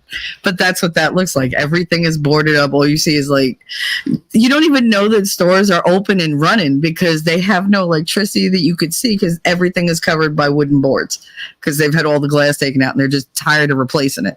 They're like, screw it. Just put up plywood and that's it. If they break that, it's cheaper than glass. Just nail it up. That's it. But yeah, that's terrible. I had a guy try to carjack me in Philly. He put his arm in and grabbed onto my steering wheel and I rolled up my window because, I had remember the old kind that you had to crank the window? To actually physically roll it up. Yeah. Which is great because, I happened to have a better leverage than he did. And I caught his arm and I dragged his ass for 5 blocks. I was like, I don't care, you ain't taking my car. Nope. I dragged him till I saw a cop, and then I opened the window. The guy dropped down screaming, and I took off. I was like, I don't care. Do what you want with him. But nope. Not taking my car. I didn't. He dropped because I literally dragged him for 5 blocks. I didn't care. I was going 35 miles an hour with him just trying to keep up. I was like, oh, well, you trip. It's on you. You shouldn't have reached in my car. Today's not the day, and I'm not the one. Nope. Don't make me get my deer pull out from underneath my seat and beat you with it. Because you can't have a billy club in Jersey. It's illegal. Yep. But you can't, there's no law saying you can't have a petrified deer leg. And that's what I had. Because, yeah, well, my mother's husband was thinking ahead for once. He gave all the kids, one for their car. He was like, they can't do anything to you for this. He was like, they might take it from you and think you're weird, but they can't charge you with anything. So yeah, that was my Billy leg. Yep. Nice. Yep. It didn't stink. No, it was he did the whole taxidermy thing and everything. Like he knew how to do all that. Okay. Yeah. Oh no, that thing that would break somebody's arm. Are you kidding me? That was the only thing it was to be used for. If they reach in, you hit them with that, they ain't reaching in again because they can't hold anything. Their bone is going to go crack, and that's it. Wow. But it was legal. You have to defend yourself, and it's hard to do in Jersey. They make it impossible to defend yourself. Right. So he found a loophole and ran with it. That's what you got to do. Yep. It did make me feel better just knowing it was there. I never had to use it, just knowing it was there in case I needed it. Yeah. It was like, a lot of times just having it there to make, kind of deters anything from happening in a weird kind of energetic way. It's always good news. You come at me and I come at you with a deer paw. You're going to think twice about attacking me just for the deer paw alone. You're going to be like, this bitch is crazy. No. Go ahead. Well, it's always good news when one of the control oligarchs get beat up on in public. And I got a quick video here of just I don't know, a lot of people haven't seen this footage maybe. Zuckerberg was what was he at the Congress or the House or something? He was in one of the it was the House. He was in the House answering questions about child exploitation on his platform. And it didn't go too well for him. And so it's always fun watching them get beat up. So let's take a look. Mr. Zuckerberg, let me start with you. Did I hear you say in your opening statement that there's no link between mental health and social media use? Senator, what I said is I think it's important to look at the science. I know people widely talk about this as if that is something that's already been proven. And you can see how phony and bullshit these guys are too in this. He is. It's getting harder and harder for them to hide it. I think that the bulk of the scientific evidence does not support that. Well, really, let me just remind you of some of the science from your own company. Instagram studied the effect of your platform on teenagers. Let me just read you some quotes from the Wall Street Journal's report on this. Company researchers found that Instagram is harmful for a sizable percentage of teenagers, most notably teenage girls. Here's a quote from your own study. Quote, "We make body image issues worse for 1 in 3 teen girls." Here's another quote. "Teens blamed Instagram," this is your study, "for increases." This girl back here in the glasses, she reminds me, she's like the undercover wild one, right? You tend to seem that way. Like you get her back, those glasses come off, and then she just turned into a crazy. She's the classy librarian that takes the glasses off, take the bun down, and it's like, hot damn. Yeah, like the girl from Porky's 2 last week. Yes. Yeah. Yep. With the very bad anxiety, skills. Anxiety and depression. This reaction was unprompted and consistent across all groups. That's your study. Senator, we try to understand the feedback and how people feel about the services. We can improve. Wait a minute. Your own study says that you make life worse for 1 in 3 teenage girls. You increase anxiety and depression. That's what it says. And you're here testifying to us in public that there's no link. You've been doing this for years. For years, you've been coming in public and testifying under oath that there's absolutely no link. Your product is wonderful. The science is nascent, full speed ahead. While internally, you know full well your product is a disaster for teenagers. And yet you keep right on doing what you're doing. Right? That's not true. That's not true. Let me show you some other facts I know that you're familiar with. Wait a minute. That's not a question. That's not a question. Those are facts, Mr. Zuckerberg. That's not a question. Those aren't facts. Let me show you some more facts. Here's some information from a whistleblower who came before the Senate, testified under oath in public. He worked for you. It's a senior executive. Here's what he showed he found when he studied your products. So, for example, this is girls between the ages of 13 and 15 years old. 37% of them reported that they had been exposed to nudity on the platform unwanted in the last 7 days. 24% said that they had experienced unwanted sexual advances they'd been propositioned in the last 7 days. 17% said they had encountered self-harm content pushed at them in the last 7 days. Now, I know you're familiar with these stats because he sent you an email where he lined it all out. I mean, we've got a copy of it right here. My question is, who did you fire for this? Who got fired because of that? Senator, we study all of this because it's important and we want to improve our services. Well, you just told me And I a second think ago you studied it, that there was no linkage. Who did you fire? I said you mischaracterized. 37% of teenage girls between 13 and 15 were exposed to unwanted nudity in a week on Instagram. You knew about it. Who did you fire? Senator, this is why we're building all. Who did you fire? Tools. Senator, I don't think that's. Who did you fire? I'm not going to answer that. Because you didn't fire anybody, right? You didn't take any significant I don't think action. it's appropriate to talk Always. about. It's not appropriate. Decisions. Do you know who's sitting behind you? You've got families from across the nation whose children are either severely harmed or gone, and you don't think it's appropriate to talk about steps that you took? The fact that you didn't fire a single person? Let me ask you this. Have you compensated any of the victims? Sorry? Have you compensated any of the victims? These girls, have you compensated them? I don't believe so. Why not? Don't you think they deserve some compensation for what your platform has done? Help with counseling services, help with dealing with the issues that your services caused? Our job is to make sure that we build tools to help keep people safe. Are you going to compensate them?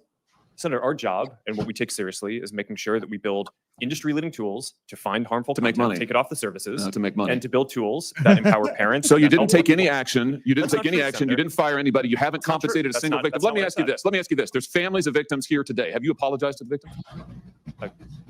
Would you like to do so now? Well, they're here. You're on national television. Would you like now to apologize to the victims who have been harmed by your product? Show them the pictures. Would you like to apologize for what you've done to these good people? I'm sorry for everything that you've all gone through. Terrible. No one should have to go through the things that your families have suffered.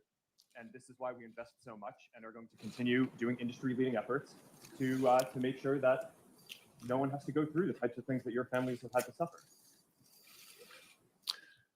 You know, did you say you sorry? A weak ass apology. Why should your company not be sued for this? Why is it that you can claim, you hide behind a liability shield, you can't be held accountable? Shouldn't you be held accountable personally? Will you take personal responsibility? Senator, I think I've already answered this. I mean, these Well, are try serious this again. issues. Will you take personal responsibility? Senator, I view my job and the job of our company as building the best tools that we can to keep our community safe. Well, you're failing at and that. Well, Senator, we're doing an industry-leading effort. We build Oh, AI tools. your product is killing people. Will you personally commit to compensating the victims? You're a billionaire. Will you commit to compensating the victims? Will you set up a compensation fund with Senator, your I money? think these are With your money. complicated- Senator, these are complicated. Yes, no, issues. that's not a complicated question, though. That's a Senator, yes or no. this Will is- you set up a victims compensation fund with your money, the money you made on these families sitting behind you? Yes or no? Senator, I don't think that's my job. Is to Sounds make like sure a we no. build good tools. My Sounds job like a is to no. make sure that Your job is to be responsible for what your company has done. You've made billions of dollars on the people sitting behind them. Are you here? You've done nothing to help them. You've done nothing to compensate them. You've done nothing to put it right. You could do so here today, and you should. You should, Mr. Zuckerberg. My dearest Fanny, I'm writing to you from the. There we go. Sorry, it had some mic noise coming through. It's like you were vacuuming or something. No, nothing. I can't. Nothing's changed over here. But listen, you know I get haunted all the time. It's fine. It's fine. My bad, guys. It's always fun watching control oligarchs get their butts kicked by good people. Josh Hawley seems to be doing good work. Like Jacob Pizza. Jacob Pizza's a fan, so he can't do you too bad. Yeah. It's coming through you. No, she said through from me. From me. Oh. From my mic. Yeah, he just tell you that the cat's meowing. So yeah, he got put on the spot there. That was nice. That needs to happen more and more. That Josh Hawley did a good job. That was some good news right there. Damn good news. Damn good news. Damn good show.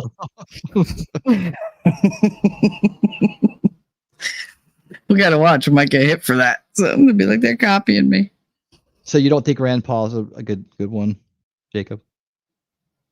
What about Jim Johnson? I think there's a lot more than just two. Honestly, I think there's a lot more. And we've been putting better people in since the Ron Paul days. Ron Paul really started the effort to get better people into Congress and into the House. And the Ron Paul revolution really stood behind a lot of people that helped, started to tip the scales back away from establishment to anti-establishment or outside the establishment. Okay, yeah, I got him to come. I got him to concede on one of them. All right. The Hodge twins are awesome. Yeah, I Where's love that noise them. again? What is that? Is that like your air conditioning going on or something? No, nothing's going on or off. Everything's constant. So weird. I don't know. I can mute my mic for a while when I'm not talking if you want.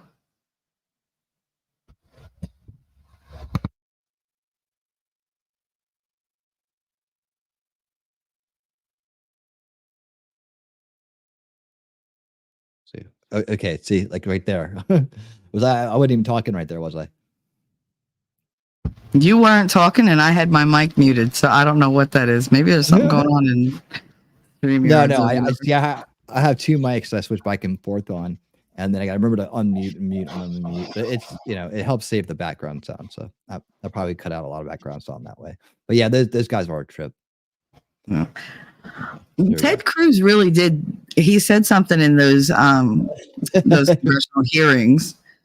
Remember I was telling you about, were you planning on showing that clip? Because I don't want to like jump the shark. Okay, I'll check up on her. Which one is it?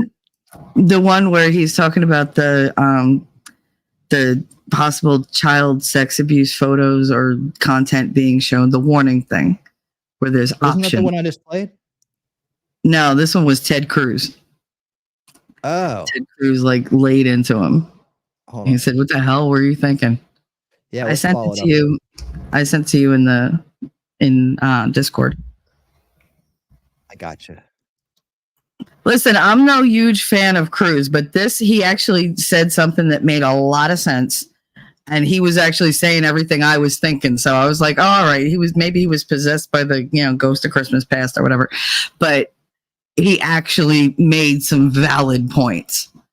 And I was totally on board when he said this. And when you hear it, you're like, wait a minute, what? He voted yay on the 2023 NDAA. I don't know what that is.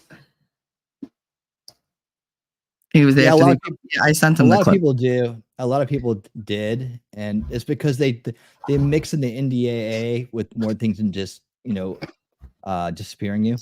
That was the NDAA got its rap from the Obama years when basically they wrapped inside of that they could detain you or arrest you or disappear you for any reason. Yeah, so that's what happened. Our lovely government. That's every government. They wrap everything into it so that you have to approve it in order to get any kind of other spending done. Hold a second.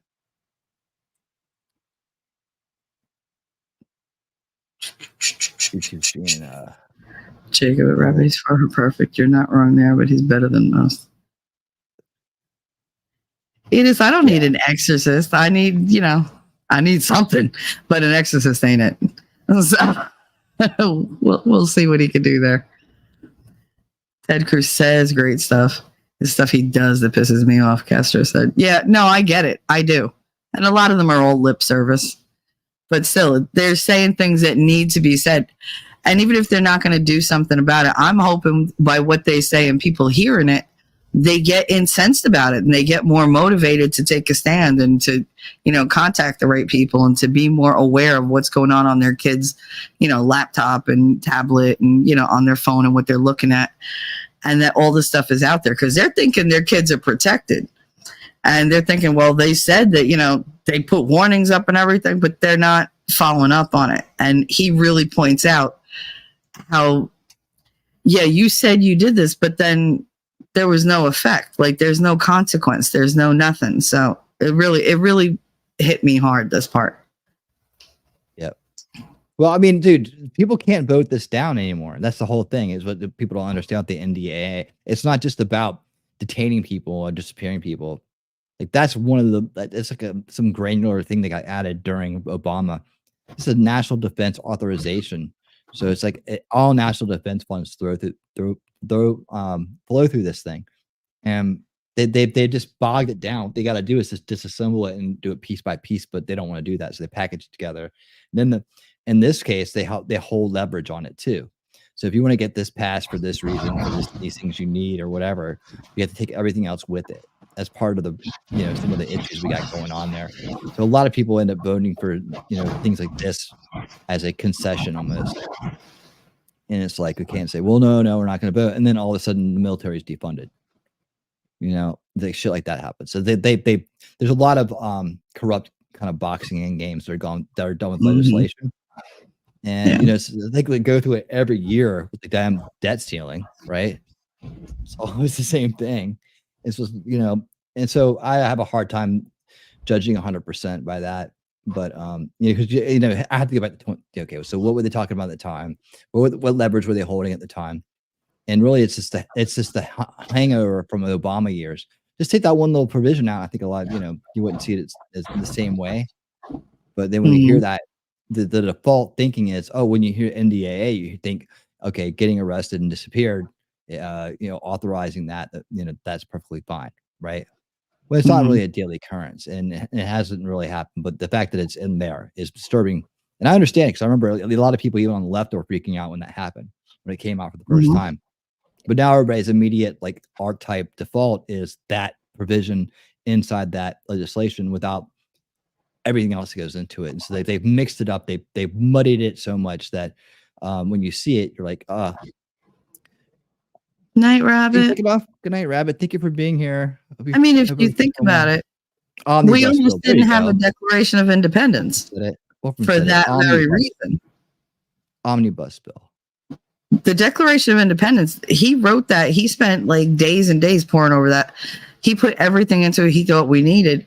And they were like, yeah, it's good, but we're proving that. What? Because this is going to be problematic and that's going to be problematic and certain people don't want that. So there was things that they had to take out of the Declaration of Independence just so that we could have what we have.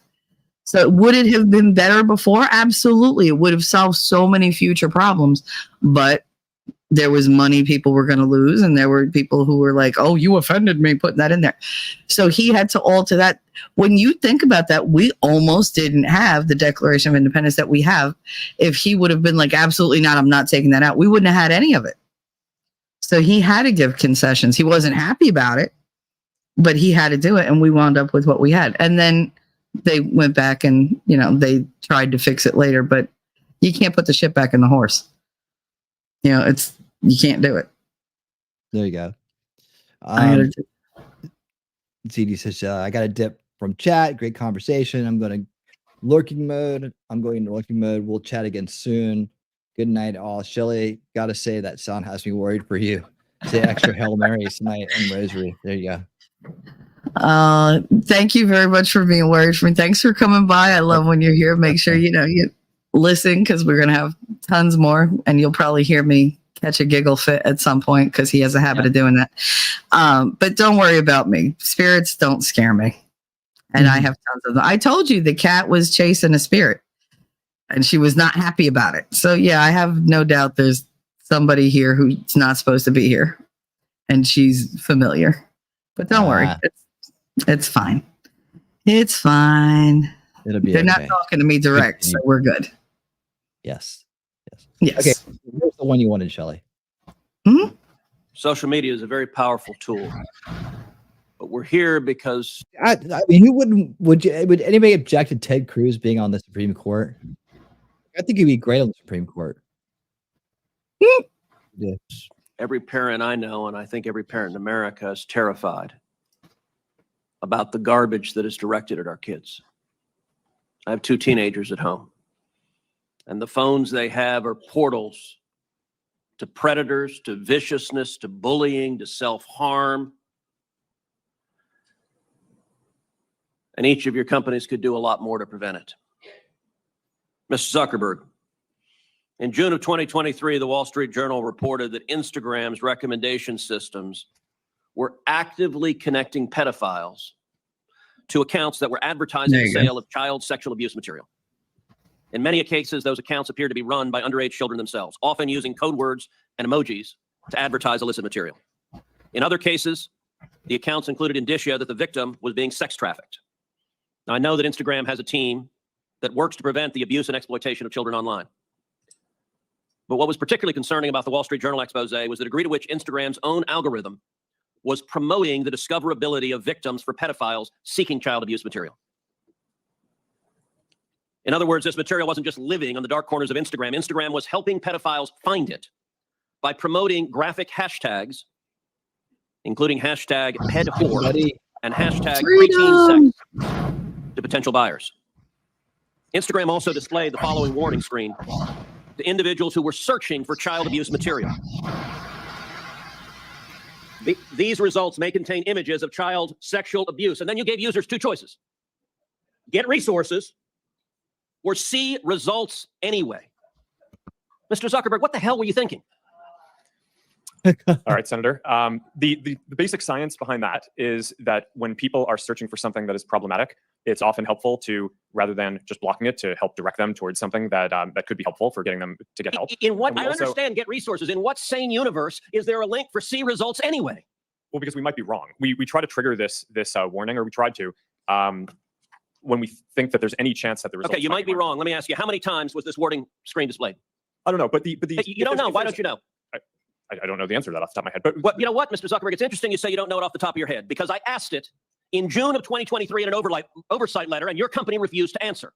Will you commit right now to within 5 days answering this question for this committee? We'll follow up on that. Is that a yes? Not a will follow up. I know how lawyers write statements saying we're not going to answer. Will you tell us how many times this warning screen was displayed? Yes or no? Senator, I'll personally look into it. I'm not sure if we have. Okay, so you're refusing to answer that. Let me ask you this. How many times did an Instagram user who got this warning that you're seeing images of child sexual abuse, how many times did that user click on see results anyway? I want to see that. Senator, I'm not sure if we stored that, but I'll personally look. Okay. This is where I got to stop. They totally stored it. It's called a click-through. Click-throughs are all stored. So that's not hard to do. And how many times was it displayed? Well, hey, Shelly, your mic's haunted again. Oh, God. Okay. So, so click-throughs, right? So that the screen displayed and you click on the link, you click the link. So when you click a link, it gets tracked. All right. So any link clickage is tracked. It's very easy to do. Right. So that goes into a little thing, and that's not hard to figure out how many times that link's been clicked. It's not. You can totally do it. And as far as how many times it was displayed, well, it gets displayed by a trigger action, right? So it gets triggered because it falls into a certain category that sets off a workflow, and the workflow then calls to that screen and says, call this screen before next screen or whatever. It's all logic. It's all if-then statements. If-then statements. So if and then statements, whatever. So the fact that he says he can't figure that out, he doesn't know if they store that, that's bullshit. Because see, CEOs like him live by dashboards, and dashboards get their analytics from data tracking, like activity actions, any kind of activity tracking like that. Yeah, it all goes into a nice little dashboard made from analytics reports that he gets probably right on his phone, probably has a custom one made just for him. This is the way he wants it. And so he could look into any kind of like little nitty gritty thing. Now, would he be interested in that type of an analytic? No, he probably wouldn't. He probably wouldn't care to see that analytic. Probably wouldn't be on his dashboard. But could it be put on his dashboard? Could it easily be tracked? Yes, because it's inside the workflows themselves. And when the workflows trigger other workflows, they store the results of that. When a user takes an action, right, that action is traced. That's how they know what content you're looking at. That's how they know what links you click on. That's how they know what you're interested in by your actions, your activities. So every click leads to a content source of some kind, right? And then that is then recorded. They can track everything you do from click to click to click, from screen to screen to screen. It's all there. Yeah, it's all there. So the fact that he goes up there and acts like he doesn't know, and he's the CEO of a tech company, like one of the biggest out there. Yeah, complete bullshit. So we just busted him lying easily. Look into this and we'll follow up after. And what follow-up did Instagram do when you have a potential pedophile clicking on, I'd like to see child porn? What did you do next when that happened? Senator, I think that an important piece of context here is that any context that we think is child sexual Mr. Zuckerberg, that's called question. What did you do next when someone clicked, you may be getting child sexual abuse images, and they click see results anyway? What was your next step? You said you might be wrong. Did anyone examine, was it in fact child sexual abuse material? Did anyone report that user? Did anyone go and try to protect that child? What did you do next? Senator, we take down anything that we think is sexual abuse material on the service, and we do. Did anyone verify whether it was in fact child sexual abuse material? Senator, I don't know if every single search result we're following up on, but Did you report the people who wanted it? Senator, do you want me to answer your Yeah, question? I want you to answer the question I'm asking. Did you report the people who click see results anyway? That's probably one of the factors that we use in reporting. And in general, and we've reported more people and done more reports like this to NCMEC, the National Center of Missing and Exploited Children, than any other company in the industry. We proactively go out of our way across our services to do this and have made, I think it's more than 26 million reports, which is more than the whole rest of the industry combined. So Mr. I think that Zuckerberg, that we- your that we company take and every seriously. social media company needs to do much more to protect children. All right, Mr. Chu, in the next couple of minutes. My dearest Fanny, I'm writing to you. Yeah. All right. Yeah. So he got his butt chewed out there too. Caught lying, as he always does when he goes up there.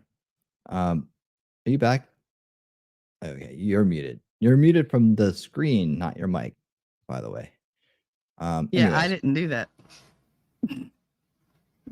There you go. Okay. Is it better? Are you still hear it? I can't hear anything. There's no difference on this end. It's when you go quiet that happens. So we'll keep an eye on it. We'll figure out what's going on. We'll send over a Damn priest good or thing something. I'm rarely quiet. Right there you go. That's why we barely notice it. But There you go.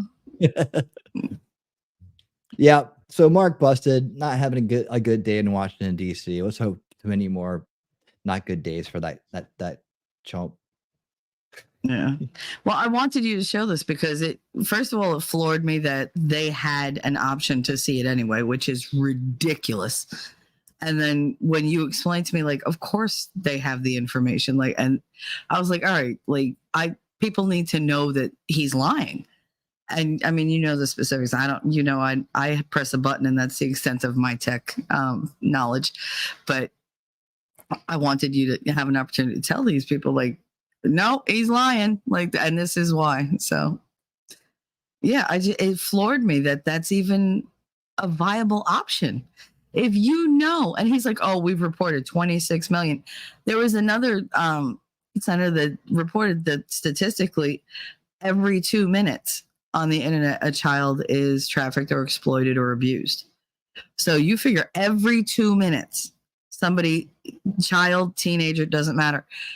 They're getting abused, they're getting exploited, they're getting trafficked, they're getting this kind of content, they're getting used up, and yet you've only reported 26 million. Those numbers don't seem to jive together. Like, it seems like, yeah, oh, well, we did bare minimum, but we're doing more than others. Well, good for you. Like, nobody's doing anything, and you're doing what? Like a drop in an ocean? That's really, it galls me. It makes me so sick. But yeah, thank you for showing that. I appreciate that. Yeah. Thank you for bringing that up. Needed to be seen. That was a Shelly find. Shelly found it. So so we have to pull up all Cruz's proposed bills, how many they can get through, and all that stuff to talk about this point. I just don't have all that in front of me, so we'll get to that another time. We can look into them for you, Jacob. But you just heard the man speak. I mean, did that not validate him a little bit?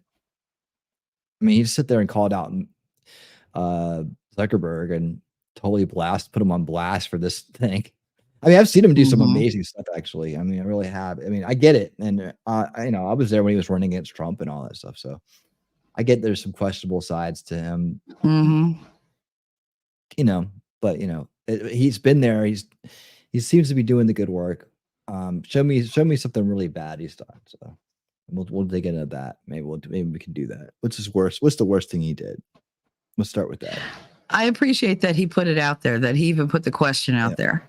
That he said, okay, maybe there's nothing he can do about it because his hands are tied, or he's like the minority or whatever.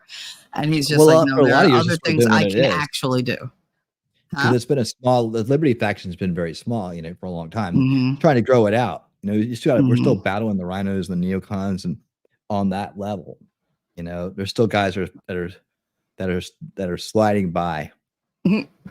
Okay, Jacob's off on a research quest to prove that Ted Cruz is the devil. All right, so oh God, we'll see what he comes back like with. if he can't do anything, I mean, at least he's like, all right, well, maybe I can't do anything. I can't personally, introduce a bill or whatever. because it'll either I'm too small or it'll shoot me in the foot on other areas or whatever. But he's like, you know what? I'm still going to put it out there and let the people know. Let the people see that he's a liar. Put him on, make him put his feet to the fire and see what happens. Yep. Because really it's up to us. It really is. I mean, what can these people really do unless we're really like on them to do something? What can they do? They have a list of different things that they have to, like push through or, counter or whatever. We have to show them what's important to us. And we can't do that if we don't have facts. And we don't have facts if we can't see the information. And he's like, you know what? They're not aware that this is going on. They think that they can trust what he says because he gets up there and gives all the frilly words and whatever and says all the right things and he glad hands. But no, I'm going to tell the people, I'm going to show them how he's up here stuttering like an idiot, sweating like a pig and lying his ass off. So it's like, okay, for me, that's a huge step toward where we need to go, what we need to do, because I need that kind of information. I need motivation, and that's how I get it. So I did. I appreciated that from him. And believe me, I am not a fan. Not a fan. I don't feel one way or another. Give us we want an Oreo cookie here. So whatever. Yes. All right. So you got actually the chocolate part is my favorite. So I don't know why that's a good analogy. But yeah, we need compliment sandwich or whatever you want to call it. So you got to bring some good stuff he's done too. Bring us your favorite thing he's done, and your least favorite thing he's done. There you go. That's what we want. And up he goes. All right. So our next piece here, and we're going to get into funny videos here shortly. Actually, got a lot of those to go over tonight. But the good news of the week, we got lots of goodness stuff. Now, I have not seen this one yet at all, but it sounds like this is a lot of fun. So I just wanted to bring it up. But we're going to bring Benny Johnson back in for this one. Joe Rogan crashes Alex Jones show live on set. Chaos ensues. Alex shocked. And on and on and on. Long title. But this goes to show you long titles work. Here we go. We have to open our minds to the infinite possibilities of what the cosmos has to offer. What have you got there? Divine inspiration.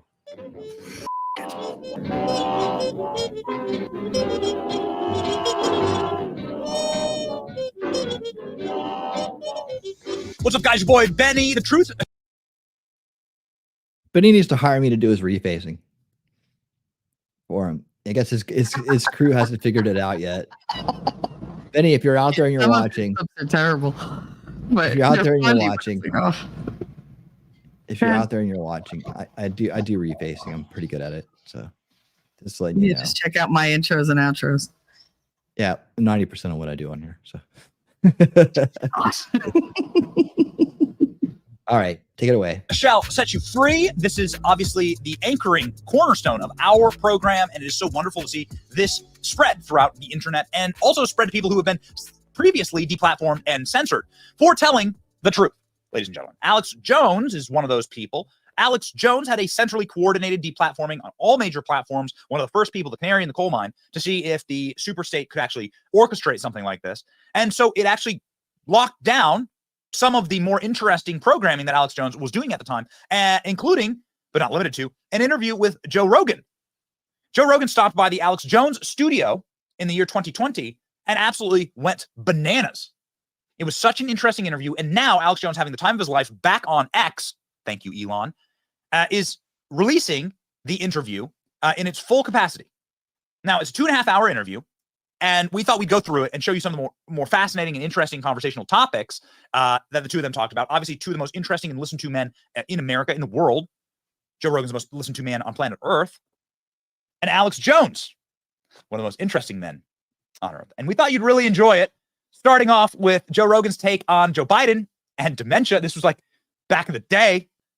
And then following through to government overreach and a bunch of other very important, pertinent topics for our day. Please enjoy two legends, Joe Rogan and Alex Jones, together, uncensored.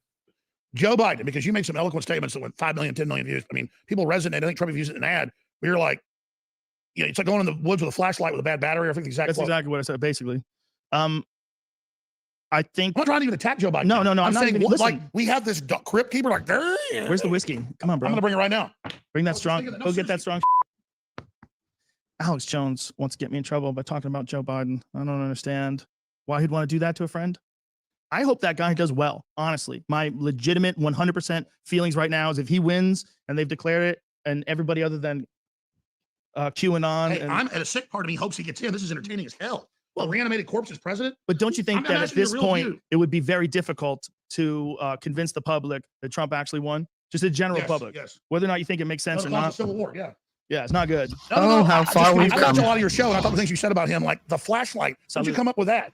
It's called marijuana, sir. No, but say it again. It's like you said. It's like going in the woods with a flashlight with a bad battery. That's exactly what I said, basically. That's exactly. It's like a flashlight goes in and out. I think I said it was like taking a flashlight with a dying battery and going on a long walk in the woods. That was it. That's not a good idea. I feel like we're leaving the house and it's already like fading out. Well, listen, man, I hope the guy does well. I hope it's amazing. I hope he becomes the president and the world is a better place and the United States bounces back and everybody's happy. And he is the perfect symbol of the end of the country. I genuinely hope that all of the decisions change the way the world operates and we all do better because Joe Biden is the president. I get what you do, though. Now, it's masterful. Because you said, oh, he's a horrible little crypt keeper, Chicom demon. People, you're like, oh, I love him. I hope this wraith can get us out of the trouble we're in. That's what I hope. I hope this dead zombie with cross-eyes. I hope someone sits him coming out down. his nose can save us. He does a mushroom ceremony and he realizes this is all The nonsense. mushroom And the ceremony. mushrooms fix whatever cognitive decline Should have been under he funny may, videos. may or may not be experiencing. That's it. He needs to take DMT. Would you take DMT with Joe Biden? 100%. I I don't know if Joe Biden would be into that, bro. I'm gonna be honest with you. I don't, obviously, it's not going to happen. How about you? You might come out of it too quick and just. Hey, everything you say becomes national news. So let's just say you and I are both inviting. We're inviting the governor of Texas, Joe Biden, and President Trump, all to an ayahuasca ceremony. Yeah, I'm not going to take responsibility for that because one of them might climb up a tree and jump off of it. I don't know. Imagine Well, let's all just them on technically invite them. peyote. They're not going to come. Listen, they're grown men. They can do what they want. You invite them to a DM. Hold on. Hold on. We gotta do this, ladies and gentlemen. Ladies and gentlemen. Where's that? Wait. Oh, Lord. It's that time.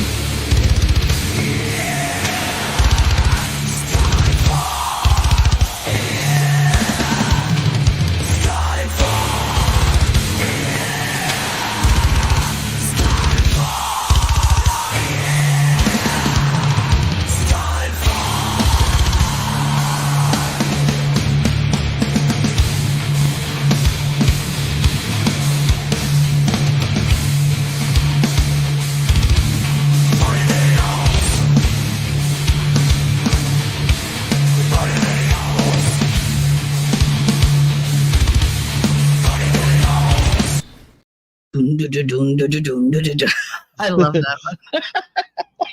Yeah, since we're already ended, this is already hilarious. This will be the one we kick off. This will be our. There you go. There you go. DMT trip at your house. They can holler at me on Twitter. No, holler at me on Instagram. Hey, how about Hunter? We invite him over. You're not a crack guy, though. Oh, God. I don't think he is anymore either. So we got that in common. Now we're going here. Now we're going. Listen, man, I could have got hooked on crack. I think if I found crack at a low point in my life when I didn't have anything good going for me and it made me feel better than not smoking crack, I'd be mean on email and not in person. And they're even showing Zoom and things. That's And okay. FaceTime aren't as good. It needs to be that personal thing. yeah, well, it's terrible for kids. I'm very concerned with children. Nacho, did you catch the Unveiling Reality on Wednesday? We did the Yuri Bezmenov rewatch. We did the whole rewatch. Nacho Kitty was around for the first one when we watched the first time, way back when. But yeah, we did the rewatch. Of this generation that are really, really young. Like think about kids that are 2 and 3, where you're literally your personality is shaped. And then all of a sudden your parents are in a panic. That's and on my list. You have to wear a mask. I want your view on this. Are we on a schedule? No, I want to get to all this. No, we're not. But it's crazy to bring this up. So talk about screen time. Talk about the crisis of dehumanization, us being taken out of the environment. What are we becoming? Well, it sucks. It sucks for kids. I'm genuinely concerned for kids. I understand the concern in terms of protecting people from the disease. And I understand entirely how, look, if kids get it, then they give it to their parents. I understand. I'm not, this is not a judgment on whether or not they should have locked kids out of school. I'm not qualified to make that distinction or decision rather, but it is a discussion of like what it's like to be a child. Like there's a gentleman that I met recently and he had a young daughter and his daughter was maybe 1.5 years old and he's holding her in his arms. And I go, hello, like I'm talking and he goes, she is uncomfortable meeting people because she didn't meet anybody for the first 8 months of her life. And I was like, whoa, that's crazy. I never thought of that way. All that baby ever saw was its home, the people in the home. Like everyone was afraid of the disease. It's like a pod person. Well, it's like a kid growing up in an unfair environment. Like it's unfair for the little kid. Obviously, I get it. I understand the precautions had to be put in place. I understand why it happened. I'm not saying that. What I'm saying is, imagine being a baby. Like they say there's a certain time period, like Gabor Mate was talking about this. He was talking about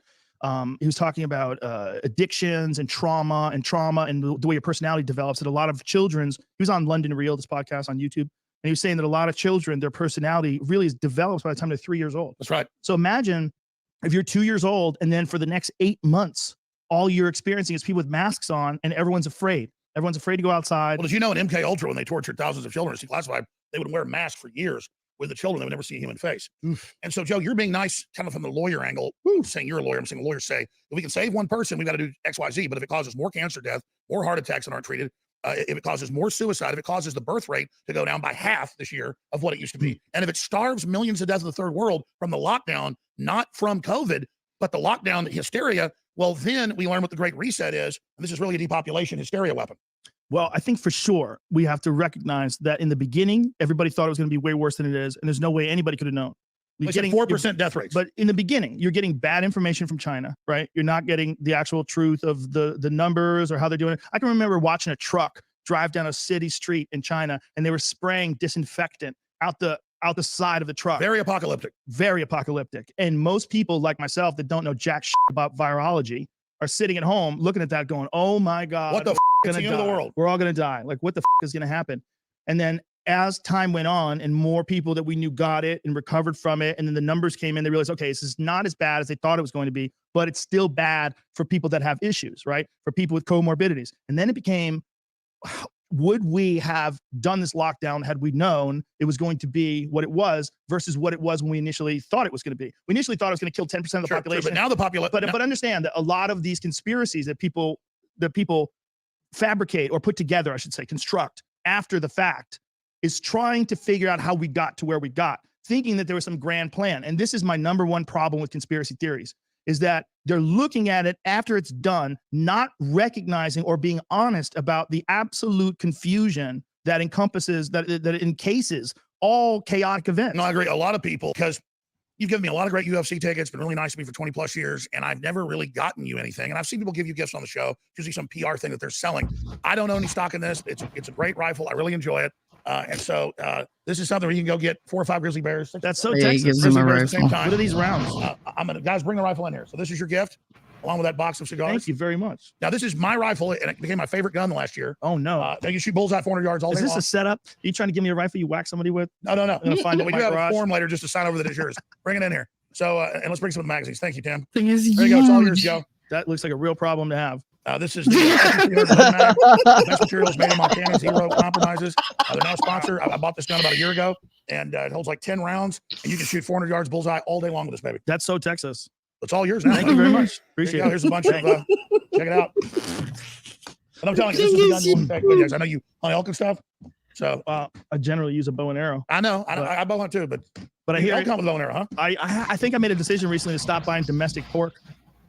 I so much very rarely, especially here. I'm like, while I'm here, like they want you to kill the pigs. I've They got a actually little have farm to. just outside Austin that has over 50 pigs every night on the deer feed. So if you any of them you want, you can have. It's a crazy place, like Texas, in regards to wild feral hogs. It's really wild. When you Joe, pick up the rifle and try it out a little bit. Let me know what you try it out. You know what I mean? Just check it out. Let's just put it away. I know what a rifle is. I got a bunch of them. What Texas is this? Look at this. This is how America thinks of the world. They meet, they give each other weapon. Sorry. No, for your defense of the First Amendment. I love it. Man, I want to visit Alex. Well, the First Amendment is very important, as is the Second Amendment. It's Good amazing time. how those dudes who started this country hundreds of years ago, they figured out some just key patterns of behavior that human beings follow into, and they decided to try to protect them from those. They understood that there's going to be people that want you disarmed. It changes who you are. You know, it makes you more fearful. It makes you more reliant on the government. You know, it doesn't mean you support mass shootings. It doesn't mean you support murder. It doesn't mean you support gang violence. That's not what it means. And they conflate those things together as if there could be no good in owning a firearm. There's a lot of people out there who are alive right now because they owned a firearm and they protected their loved ones. Even if people have done terrible things, and I agree they have, it doesn't discount the fact that people should be able to protect themselves and have protected themselves from. So somebody's bad criminals. behavior Right. doesn't take away your rights. Just somebody else runs over someone with a exactly. car. It is a problem. It is a problem. But the solution is not a giant eraser that gets rid of an amendment. That's not what it should be. The solution is figuring out how to stop people from ever getting to the position where they would want to kill people. Well, it's always those weird incels that do it. It's not always. Like sometimes it's people that are medicated. Sometimes it's people that have brain But at schools, injuries. it's usually kind of sometimes the black trench coat mafia. Well, those kids get tortured. You know, I couldn't imagine being like, I remember watching that movie. There was a documentary on Columbine, and I was watching those kids and I was like, can you imagine getting to the point where you just wanted to go to school to kill everybody? It's a heinous thing to do. It's a horrible thing to do. But what the happened to those kids? Well, they were also both on antipsychotics. Yes. On the inserts, after that, they had to admit can cause you to not have the restraint you would have before it gets rid of the governor. Yes, it does something different to everybody's brain. It's also part of the problem. Like, yeah, for most people, it's not bad, but for a few percentages, it's right. Boosts their. And I've had friends that get on SSRIs or antidepressants, and a lot of them, it saved their lives. It's made them a better, happier person. They needed to get over a hump. They needed to find a way out of a real dark place that they were in. But they'll tell you, the doctors will tell you, like, we're going to try different medications on you. It's an experiment. They want to find out which one works. They know it's not exact in terms like, oh, you're Alex Jones, you got your DNA, we sequenced it. Now we know that you will interface absolutely 100% with this particular medication. But then they go to, but you, Joe Rogan, you have different DNA. We're going to need this one. They don't have it that dialed in yet, but they have it dialed in to a point where with some people, two of my very good friends changed their, very talented, very funny. Those videos are hilarious too. So is Tim Dillon. Oh, Tim Dillon's a genius. He's by the way, he was pretty big before but you kind of put him on the radar. Well, I met him. I got in contact with him because he wrote something really poignant on Instagram once about comedy and about stand-up. And I read it. I was like, wow, this guy loves stand-up. He like really loves stand-up. And I contacted him on Instagram. We went back and forth. And then I met him at the Comedy Store. And we did some podcasts together. We did a lot of shows together. We had a lot of fun together. And he's more of a guy that isn't liberal or conservative, more common sense and funny, street smart, really gets it. Yeah, I wouldn't say he's a gay guy who kind of leans a little right. But he's very open-minded, you know, obviously. And he's also like very intelligent.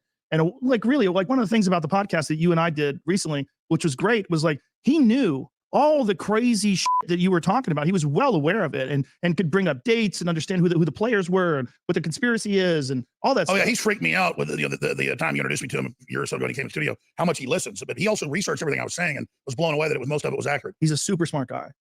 So one of the things that I like to do as a person that has a show that a lot of people listen and watch is I like to introduce people, like talented people. I want to give them a boost. I want to see a guy like that. He's also wild, right? Like that guy, he's not going to get sanctioned by NBC or CBS. He's too wild. Like the shit he says is crazy. Like his Meghan McCain impression. I love it. Is amazing. It's amazing. And I think Meghan McCain's a nice person. It's not, but it's okay to make fun of someone. It's not even making fun. He's doing a character that is not Meghan McCain. It's Meghan McCain, but it's clearly a psychotic, over the top, like a coked up Meghan McCain. It's not really her. So it's funny. But my point is, but she's a public figure, so she's fair game. As are you. As am I. See, that's how people have really embraced me because I love being made fun of. Yes. I don't get folks that don't like it. I love it. No, you get a kick out of it. But I think that like for a guy like Tim Dillon, he needs someone like you or someone like me or other people that aren't scared of the blowback to give him a platform, to give him a boost. Well, you've certainly done that. Everybody, again, he's exploding. Well, there you go, man. I hope you guys enjoyed that. Because as Joe Rogan says, he's like, I'll say what I want. I have fuck you money. You don't care. But yeah, no, I would love to see those two more regularly together because he kind of tones down the crazy that comes from Alex Jones. Like he tempers him a little bit, and Alex Jones kind of makes Joe Rogan go a little wild. So it's just like it's a really good balance with those two. I really enjoy watching them together. I think a like once a month kind of thing, just them sitting down and having a glass of whiskey and bullshit. I think that would be amazing to watch.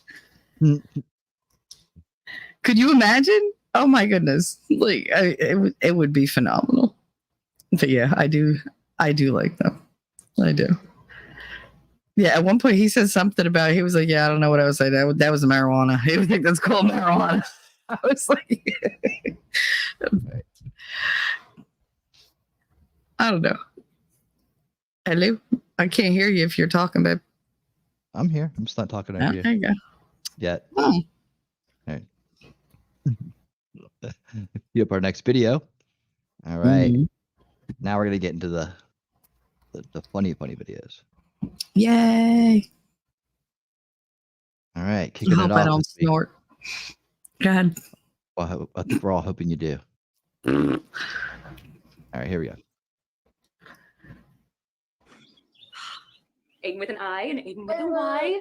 So we're gonna love this place. My mom used to take me here when I was a kid. Gosh, they sure have a lot of books. What did I say about using the G word?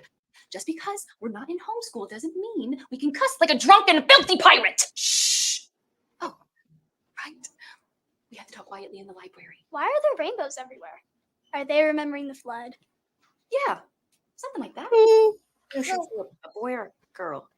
That's obviously a librarian, sweetie. What's the kind of story time here? This place sure has changed a lot since I was here. I must, children.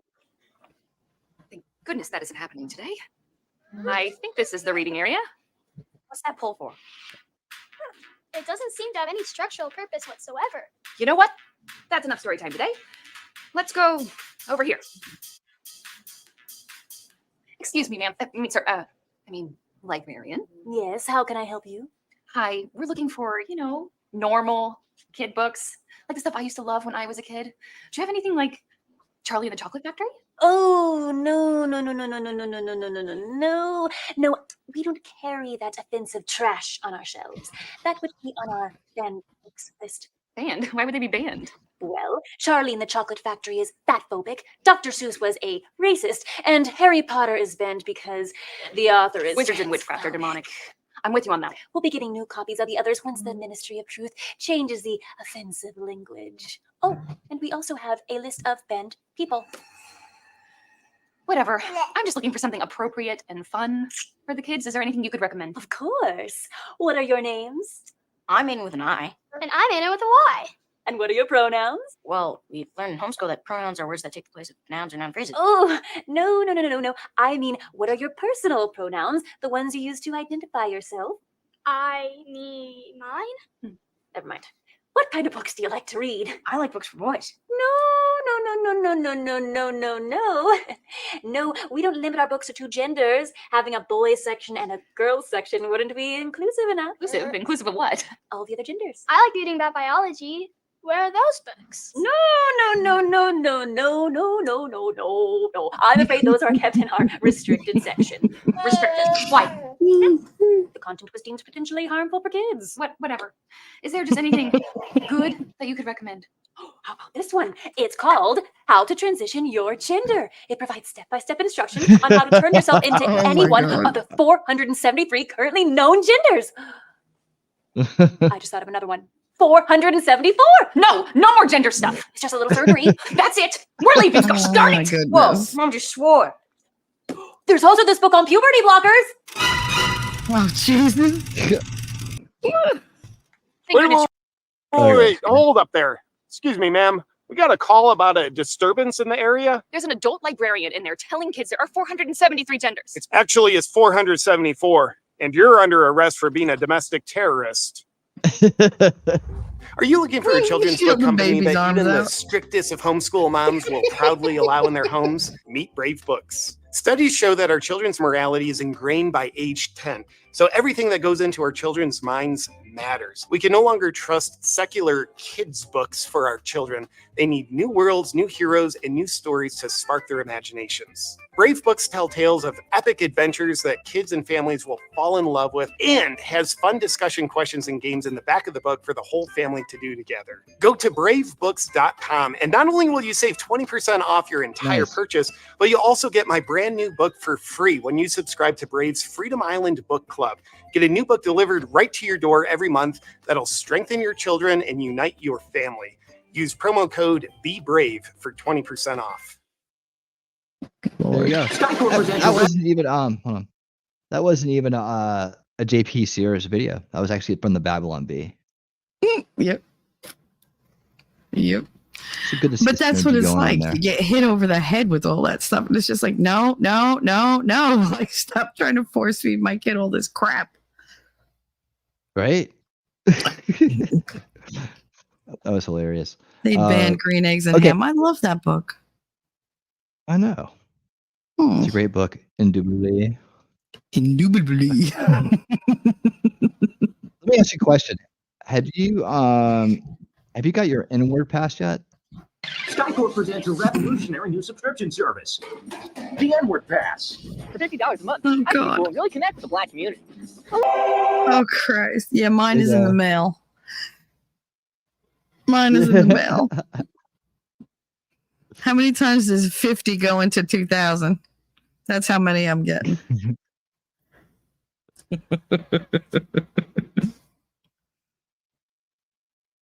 Yeah, that's a good idea. Actually, the monopoly on that word is privilege. So they should make money on it.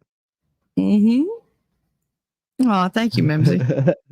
That's funny. Oh my gosh. Yeah, I should be lining up too. It doesn't bother me anymore. I'm getting paid for it. I guess I paid for a lifetime membership. There you go. Yeah, I got a show for y'all. Got a damn good show. I came across this on Instagram. I don't know if this is real or not. Yeah, that's a real person. You think this is real? It might be Ken of Beetlejuice. You know that one black dude called him Beetlejuice? Yeah. Hey, so y'all think might be his cousin or something. Might be some kin. Might be a sibling or something. A sibling. I said sibling. That's how you say it. Sibling. Sibling. Whatever. So it's this dude, right? In Africa. I don't know if this is real. I don't know. Let's go to the video. Y'all tell me if y'all think this is real or not. Looks real. Have you ever seen a monkey child? This strange-looking boy is called Monkey Boy. He is only 10 years old, but he has special abilities that humans don't have. He can make strange sounds like a monkey. Play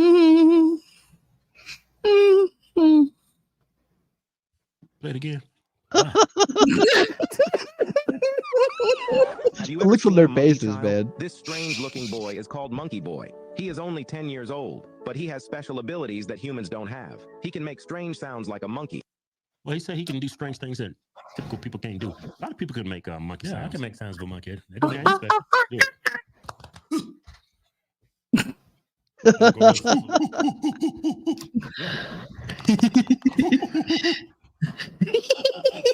No, but he did like a high pitch of a monkey. Let's listen to it again and see if I can do it. I got special powers too. Have you ever seen a monkey child? Cut him off. This strange... I'm gonna try it. No, you can't do it, man. Can you do it? No. You sound like they freaking stubbed their toe or something. Jesus. Some kind of conditioned dwarfism or something. Because you see how small his head is, how big his face. There's some kind of condition. His face is big, but his head, that don't make any sense. He's got a small head with a big face. No, you don't. Man, man, his whole face is covering up that head. Yeah, he's got his head is 75% face. His ears are very high. I mean, he's not. Oh, God, forgive me for what I'm thinking. See, so my face doesn't take up all my arm. Well, I mean, you got big faces too, but we got a big head to match it.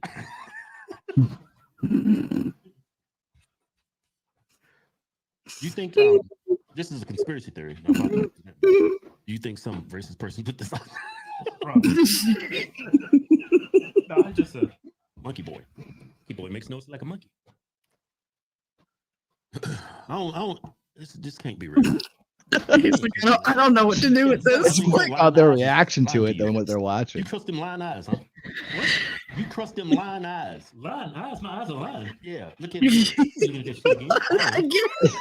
Have you ever seen a monkey child? This strange-looking boy is called Monkey Boy.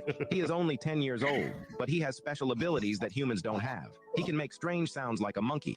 No, he said that humans don't have, like he's not human. I don't know. He's not human?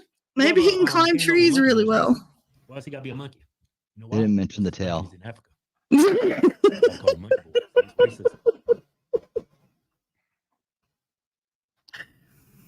You know, they're thinking a million things going, nope, we'll get taken down. Nope, we'll get canceled. Nope, can't say that. We don't call them all monkey men, do we?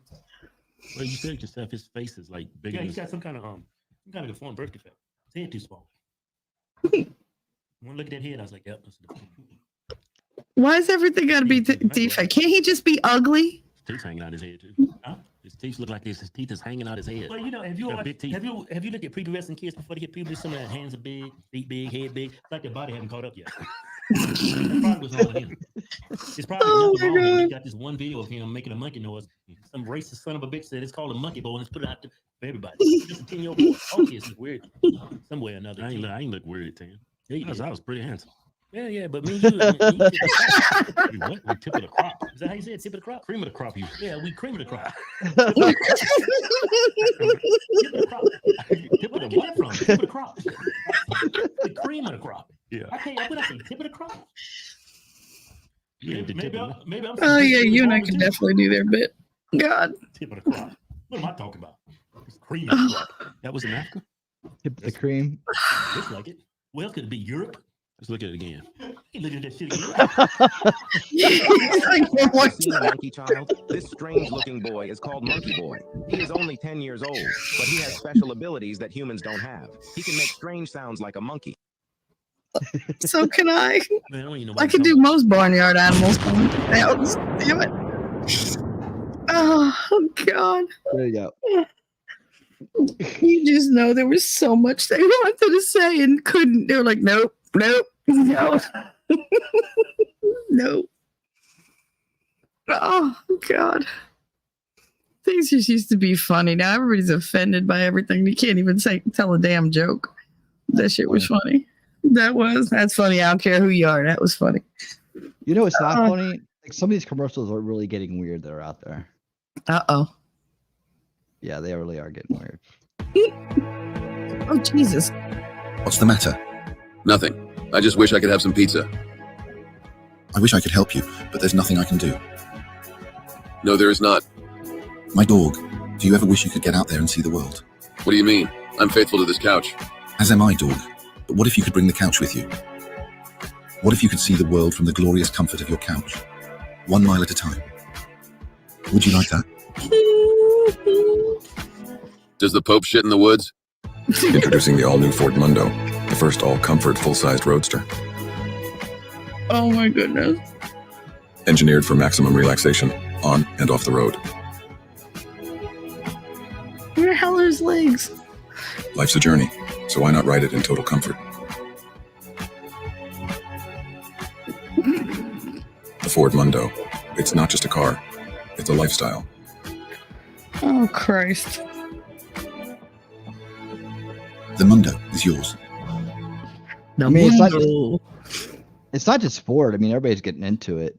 Mm-hmm. Yep. Yep. Yeah, I mean, dude. Ever since I was a boy, my dream was to try the best of pizza.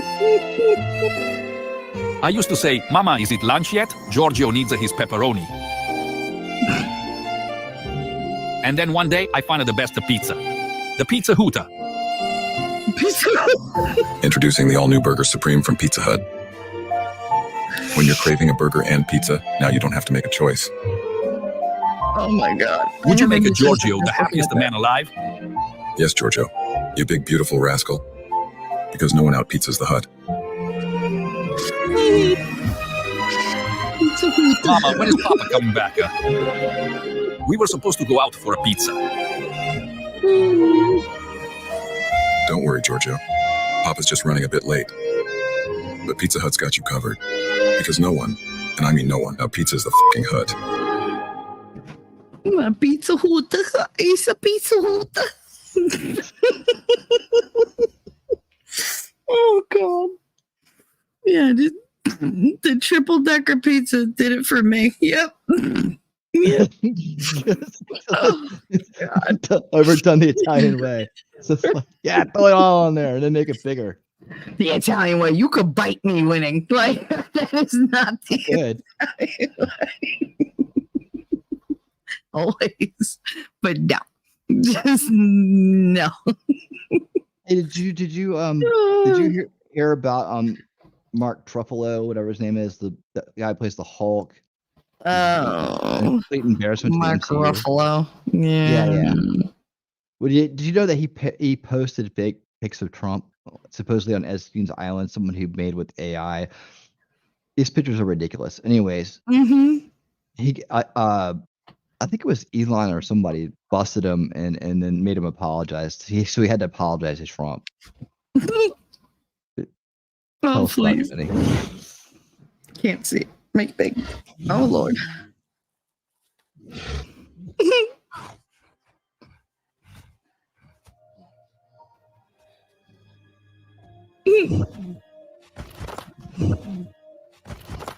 So he thought they were real, I guess, and posted them. Yeah, he did.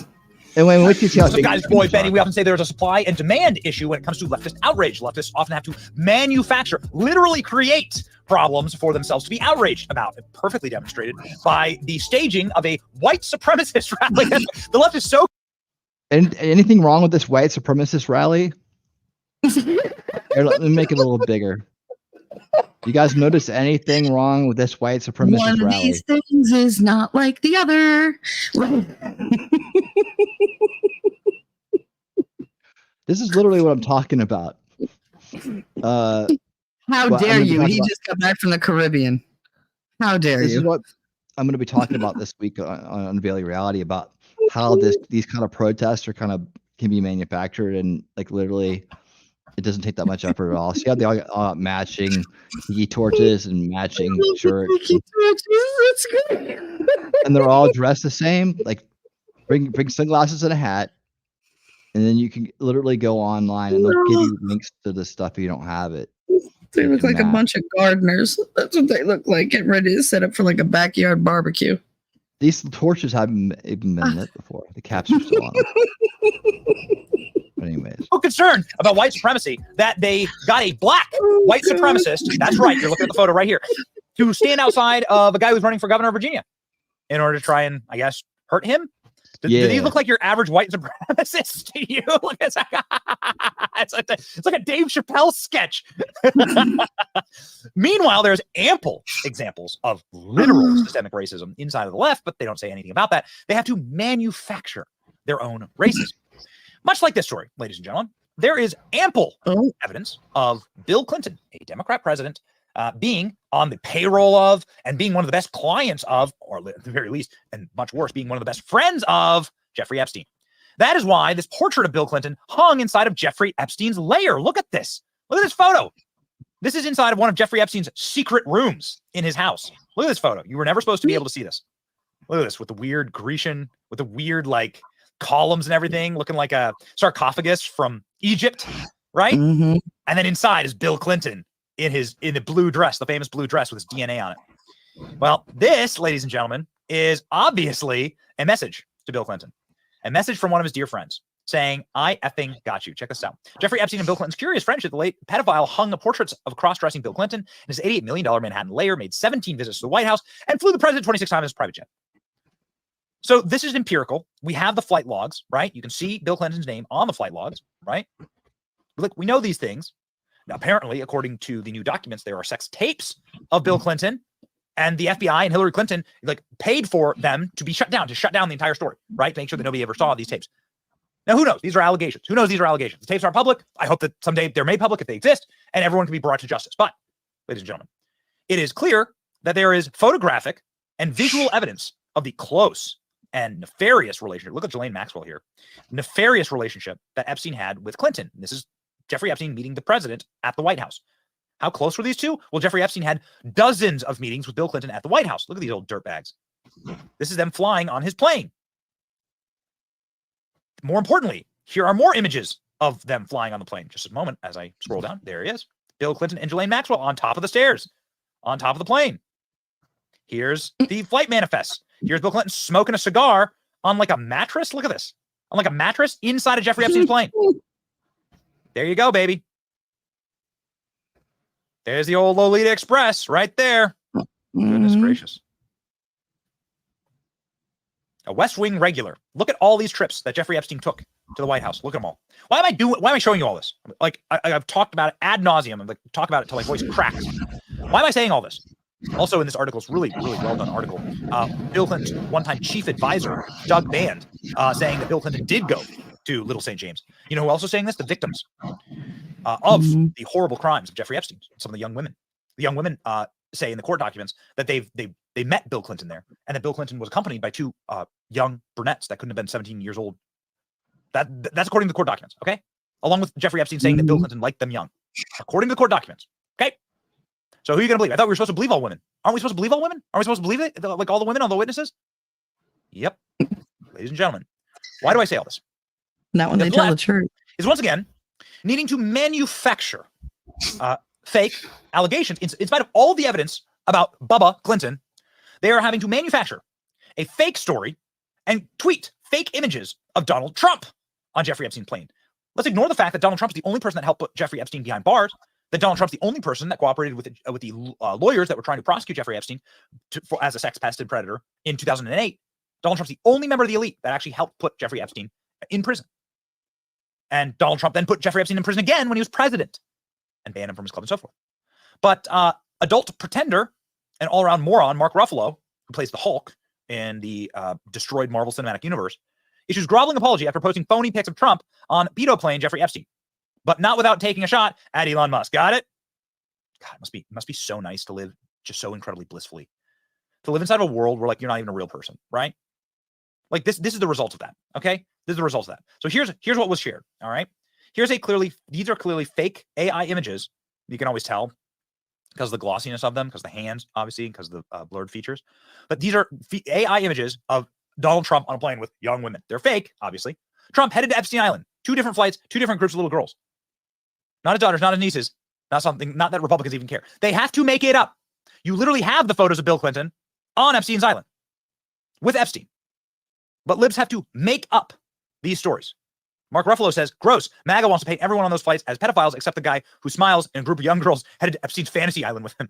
My bet is there are some decent Republicans left in America who may think this has gone too far. This is Mark Ruffalo before getting community noted into the sun.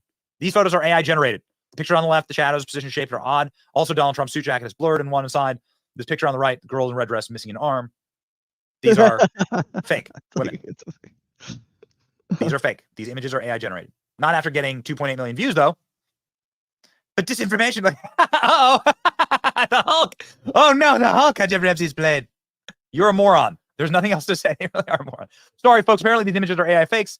The fact that Trump was on Epstein's plane and that Epstein was up to is not. Be careful. Elon's X is allowing disinformation. We have the photos, you jack. We have the photos.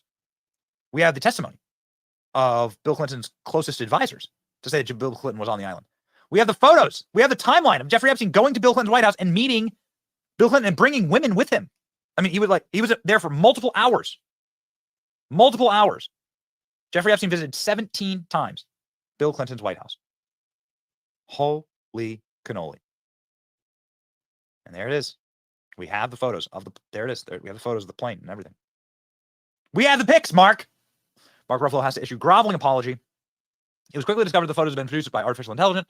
Ex-community note stated one of the photos, blah, blah, blah. Ruffalo apologized, but not without jabbing Elon Musk, blaming Elon Musk for the disinformation and not his room temperature IQ. There you go. I mean, obviously, you can, you can take this story and you can say with it, like, why are you going after Donald Trump?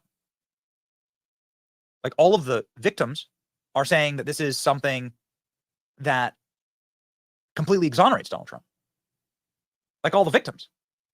Epstein survivor, Virginia Giuffre, confirms Trump allegations, clears Trump of allegations in new court documents. Correction. So Donald Trump was, in your mind, you believe, a witness to the sexual abuse of minors?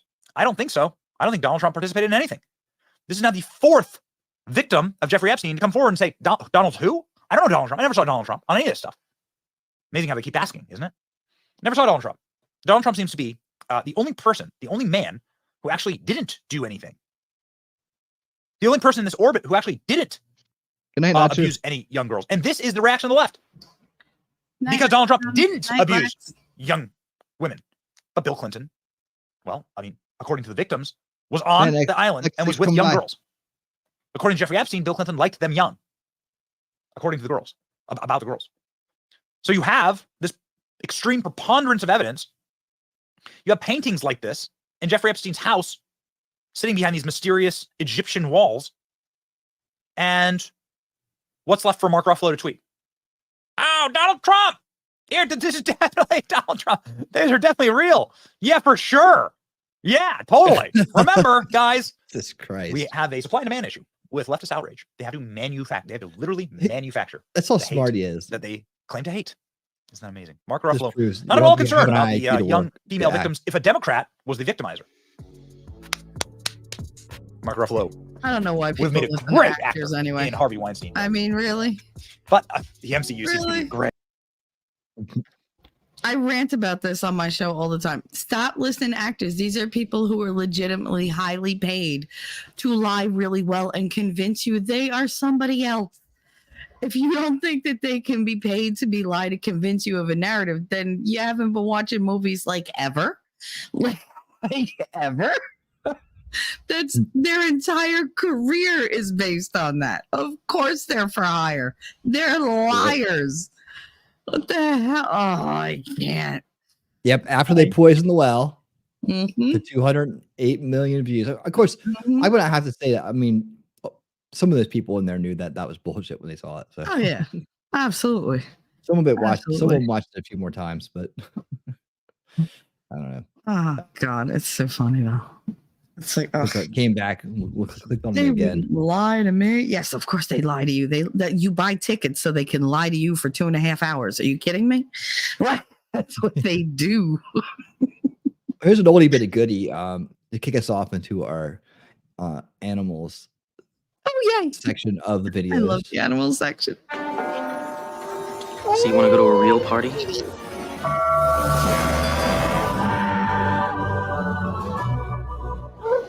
I figured life's a gift, and I don't intend on wasting it. Glad to, miss. Got everything I need right here with me. Hey, look, look, look, look, look. See it?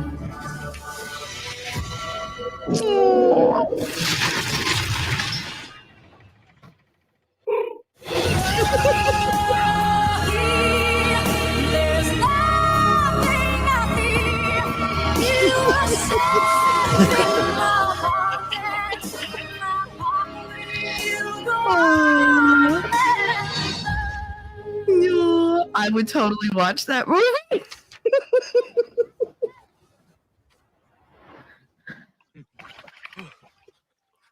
Aw. Aw, kitty.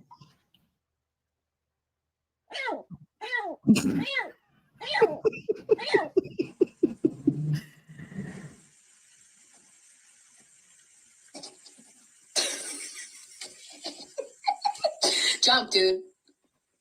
It's like I'm not gonna make it. Sorry. I know I'm not gonna make it. I made it. He gave her a look, saying just jump.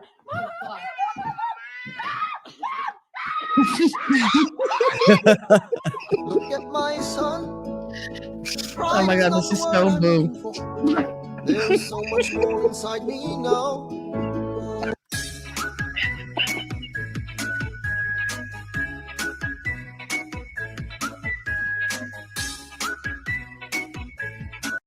Mr. Sandman, bring me a dream. Make him the cutest. We don't do that. Put her down, please. We don't do that. She's happy for me.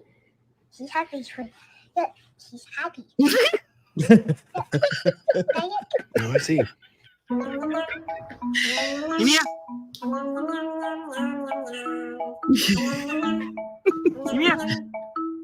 Like, nope. Nope. Mine. Mine.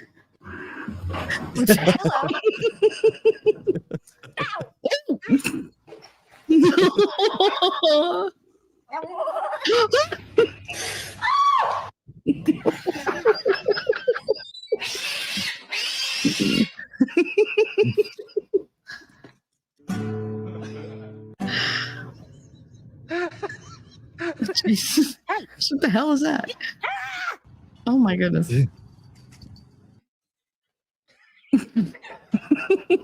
Fucking sucks.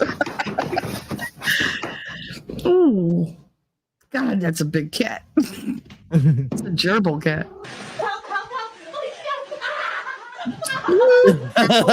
Oh, God. Amateur cat baiter.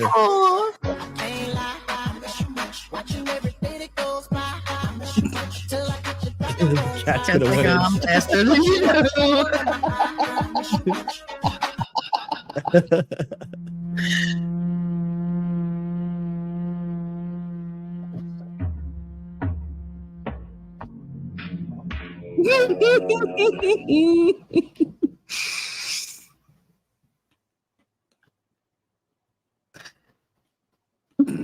That one cat has the patience of a saint. Like, what is your problem?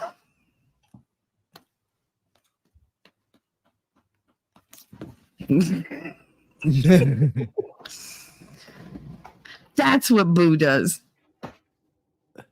It drives me nuts. Aw. take this off. I can't walk in it.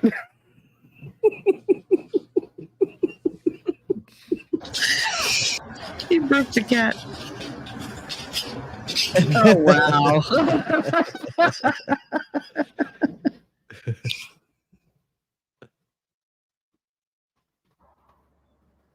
Oh, no.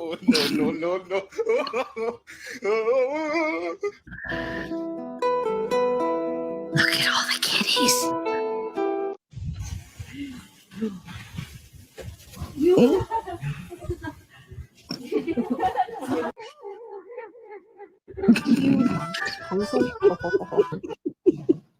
Accordion kitty.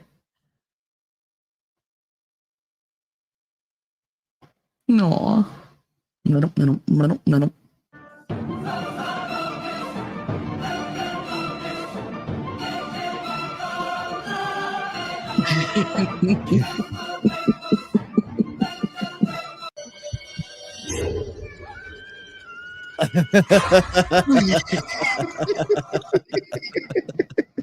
The cat version of it.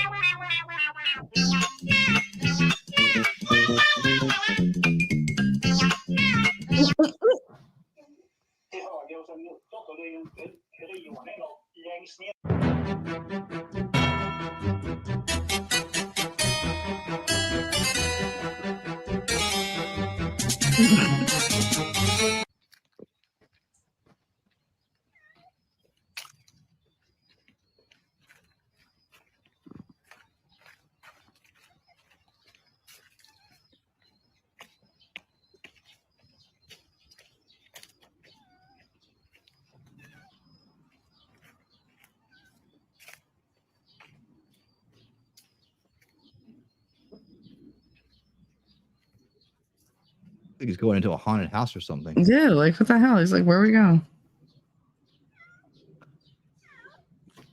Aw.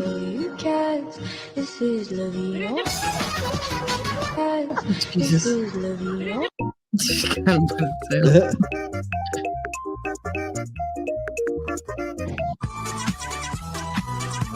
Aww. It's a little dangerous. Try that at home. Oh. Cat's like, I'm safer in here. The hell?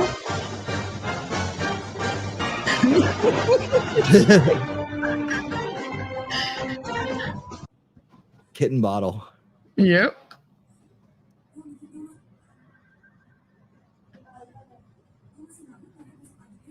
Things you have to do to go get, what is he getting, milk?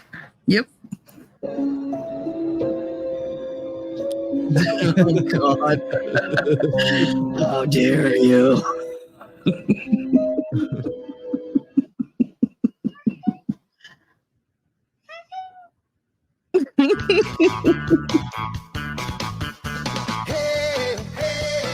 What's the matter with your head? Yeah. Hey, what's the matter with your mind and your sounding? Oh, hey, nothing the matter with your head, baby, find it. Found some at legs. Aw, Stinky Twinkie. Oh my God. 괜찮아. 괜찮아. 괜찮아요.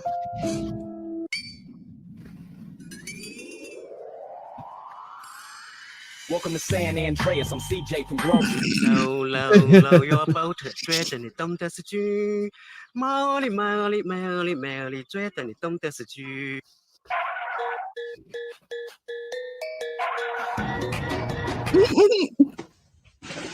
Ooh.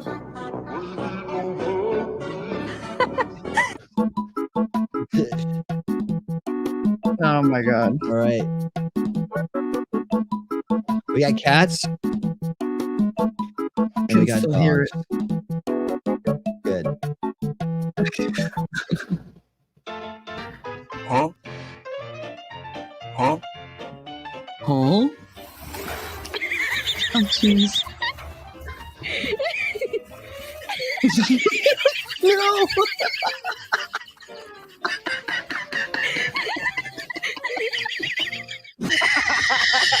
As a branch manager, this guy won't miss even a single stick. You're unlucky, snowman. It's my stick. Someone should put snow on the dog's snack shelf. Oh, Jesus. Oh, Christ.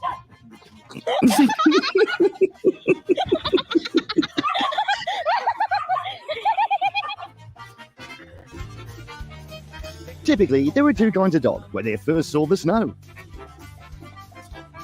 How a nice dog looks. Like this.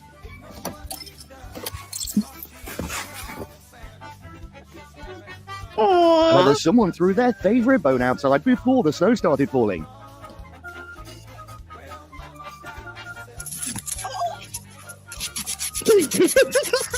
That's Talking about being curious, dogs are no less curious than cats.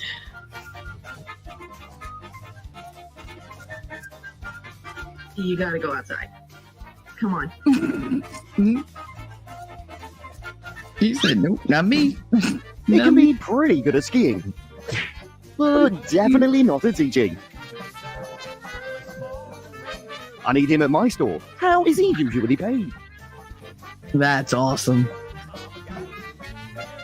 This moment will remain in the core memory until the very last second of its beautiful life. Aww.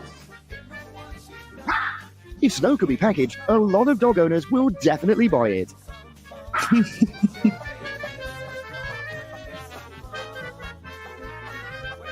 Not all dogs have a childhood being this fun. Goldie is a lucky one.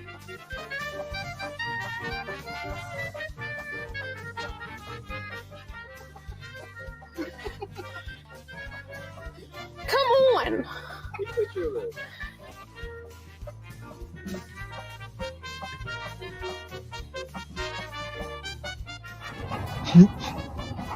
Oh Dad's my not at goodness. home. It's time to have a snowball party.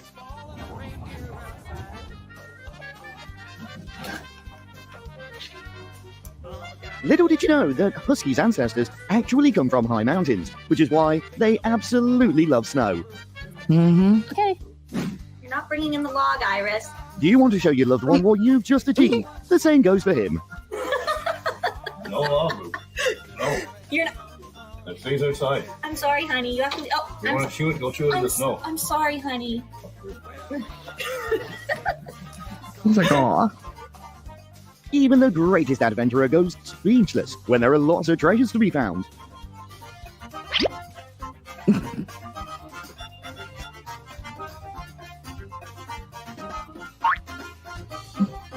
He's like, yep, my paws are cold. I'm good.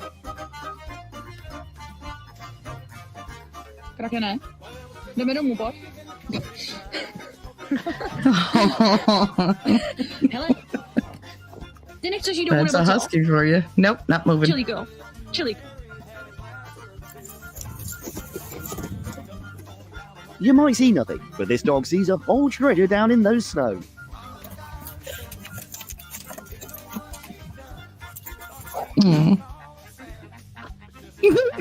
When a bulldog sees someone being more handsome than him, he's often not very happy.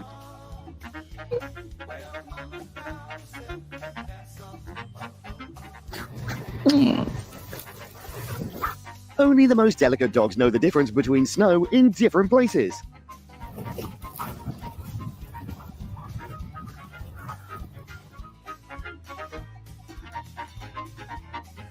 Ask a dog about heaven on earth, and if they can talk, this will definitely be the snowy backyard. Zoomies!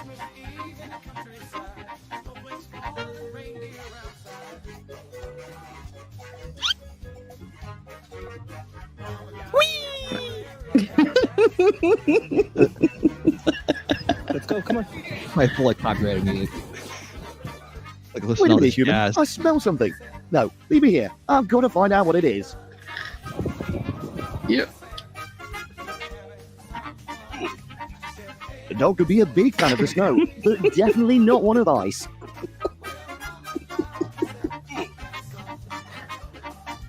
It's like, God damn it.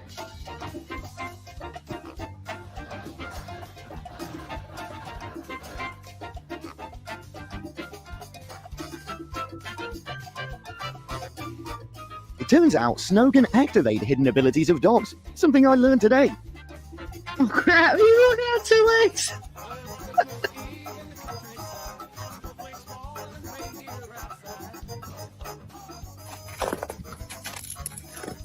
Prove that ice cream is just a product that's being inspired by natural snow. Ooh. Don't eat the yellow snow.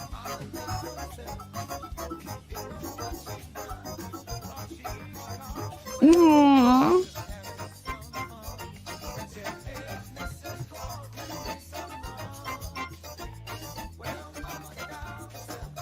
My stick. Hey bro, how can he hug you more if he doesn't have any hands?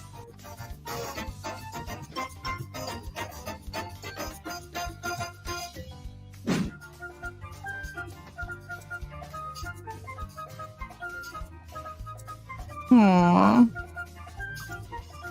I could never have a husky. I love them, but nope.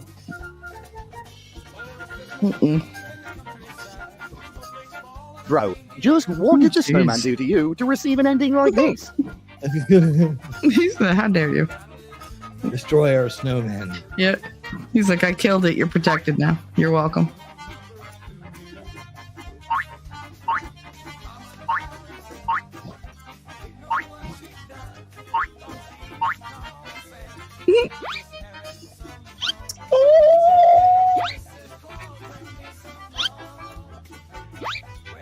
Will you please just come inside?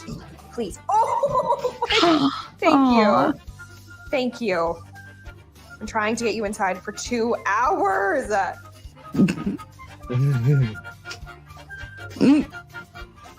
If they take a few more steps, this game will change from I chasing feel to for this hide and dog seek. so bad.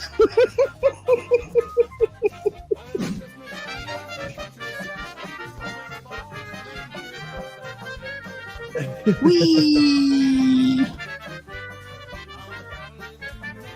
Dinner? Hungry? Don't worry, guys. He's actually having a good time out there, I bet. He loves it. Seriously.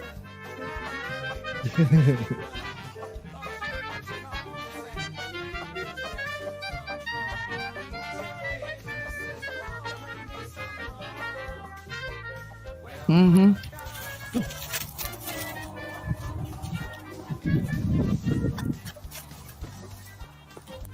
Yep, that would be my shepherd in the snow. Look how gleeful that boy is. Wait until the snow fills the whole of the backyard. Dogs and snow. Perfect wintertime. And that's all for today. Thanks for watching, and see you soon in the next video.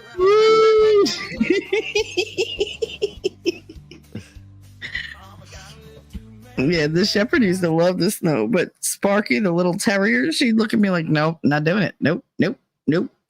Like, no. He used to have to go out and like shovel a patch and then just place her in it. And she'd be like, nope, I don't want to go out. Nope, nope. Oh my God. Oh, she's the one I used to have to go out with an umbrella just for her so that she could be under the umbrella so she'd go pee. Because she wouldn't get in the rain. She hated it. Oh. Well, the girl would say, "You're lucky. You found this house, you spoiled thing." It's like, yeah. Ah, that was good. I enjoyed that. Yeah, that was our animal section of the evening. Dogs and snow. Mm-hmm. The cats kill me. The cats are hilarious. Well, now we're gonna check back in on the border issue, but we're going to do it from the comical perspective here. The did you hear about this whole like what they're trying to roll out what Trump's border wall is supposed to be like? Did you guys hear this? I That's did. hilarious. I'm alive. I'm alive.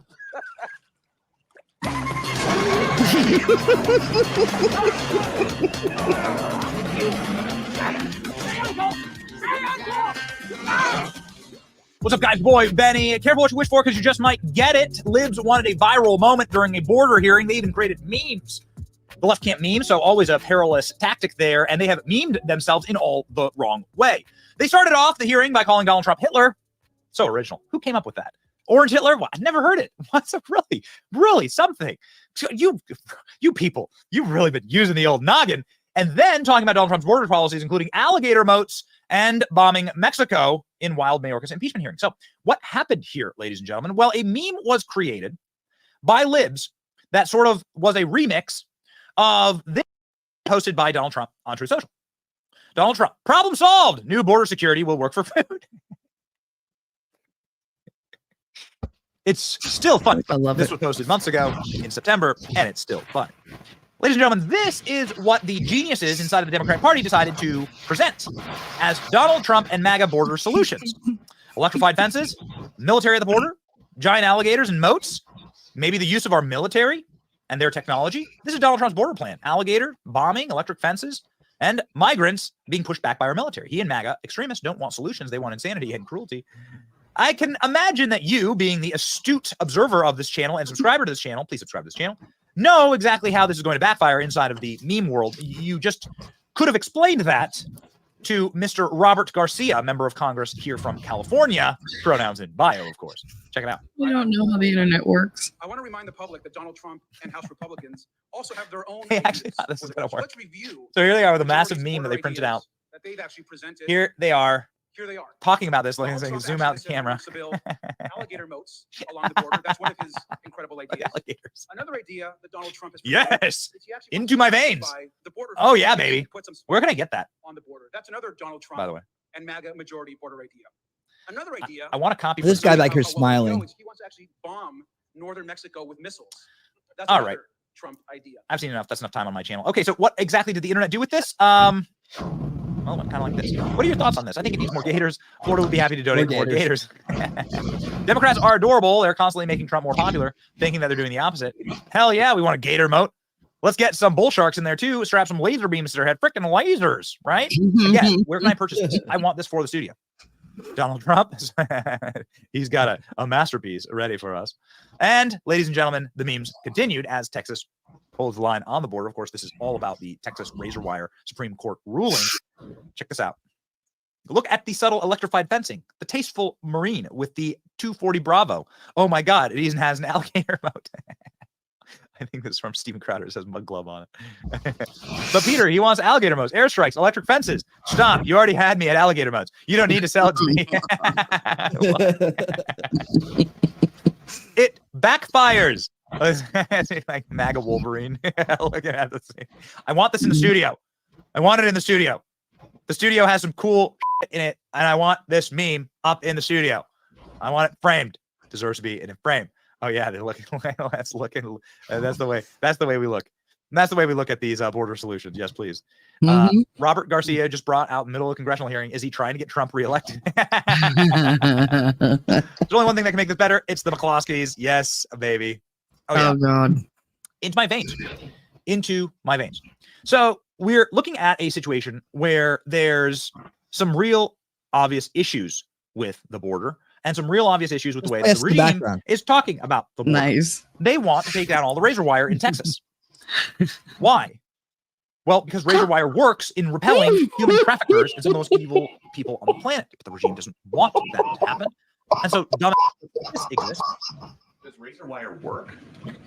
Does it work for the Border Patrol to allow them to have the access they need to be able to better process people that are trying to get across the border? I don't think so, and that's why we asked for it to be removed. Oh, okay. So Texas holding the line with barbed wire doesn't work. So then why are you suing Texas to take down all the barbed wire? Hi, good morning, Dana. Just this morning as we pulled up, we witnessed about 30 migrants cross a very high Rio Grande onto a shipping container here in Shelby Park lined with razor wire. And we do have video of that, so we want to show that to you. Now, those migrants were actually using clothes and blankets to shield themselves to get through that razor wire. Texas National Guard and Texas DPS, though, were on the other side. You can see them apprehending them on the other side to arrest them for criminal trespassing. They were put into a van, taken to a state processing facility. Then they will be held there in jail until they stand before a court for their sentence.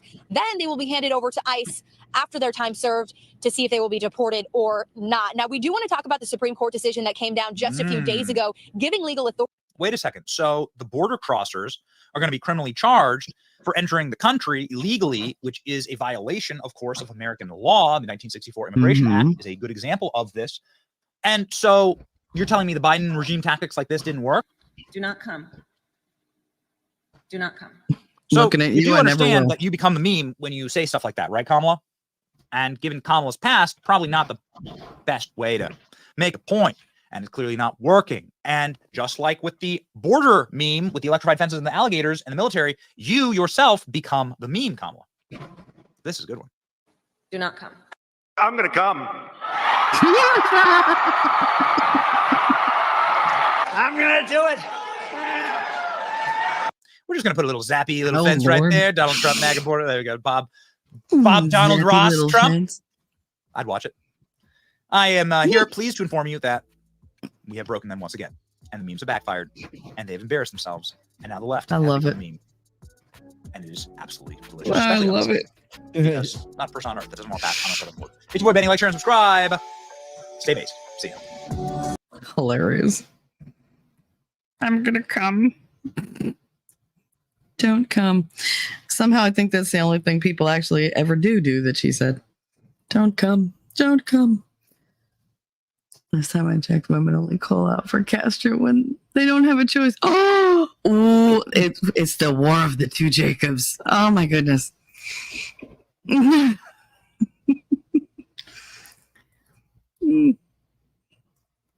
don't know. I'm pretty sure Trudeau's mother called out for him a couple times. Just saying. Well, speaking of more border issues. Let me just get this thing cut open all the way. Out of the 30 million people in Texas, I'm literally the only one siding with the Biden administration. I'm here at the southern border in Texas, helping the Biden administration secure the border by opening the border. I don't know why more Texans aren't on board with this. That's sharp. All right, come on through, guys. It's secure now.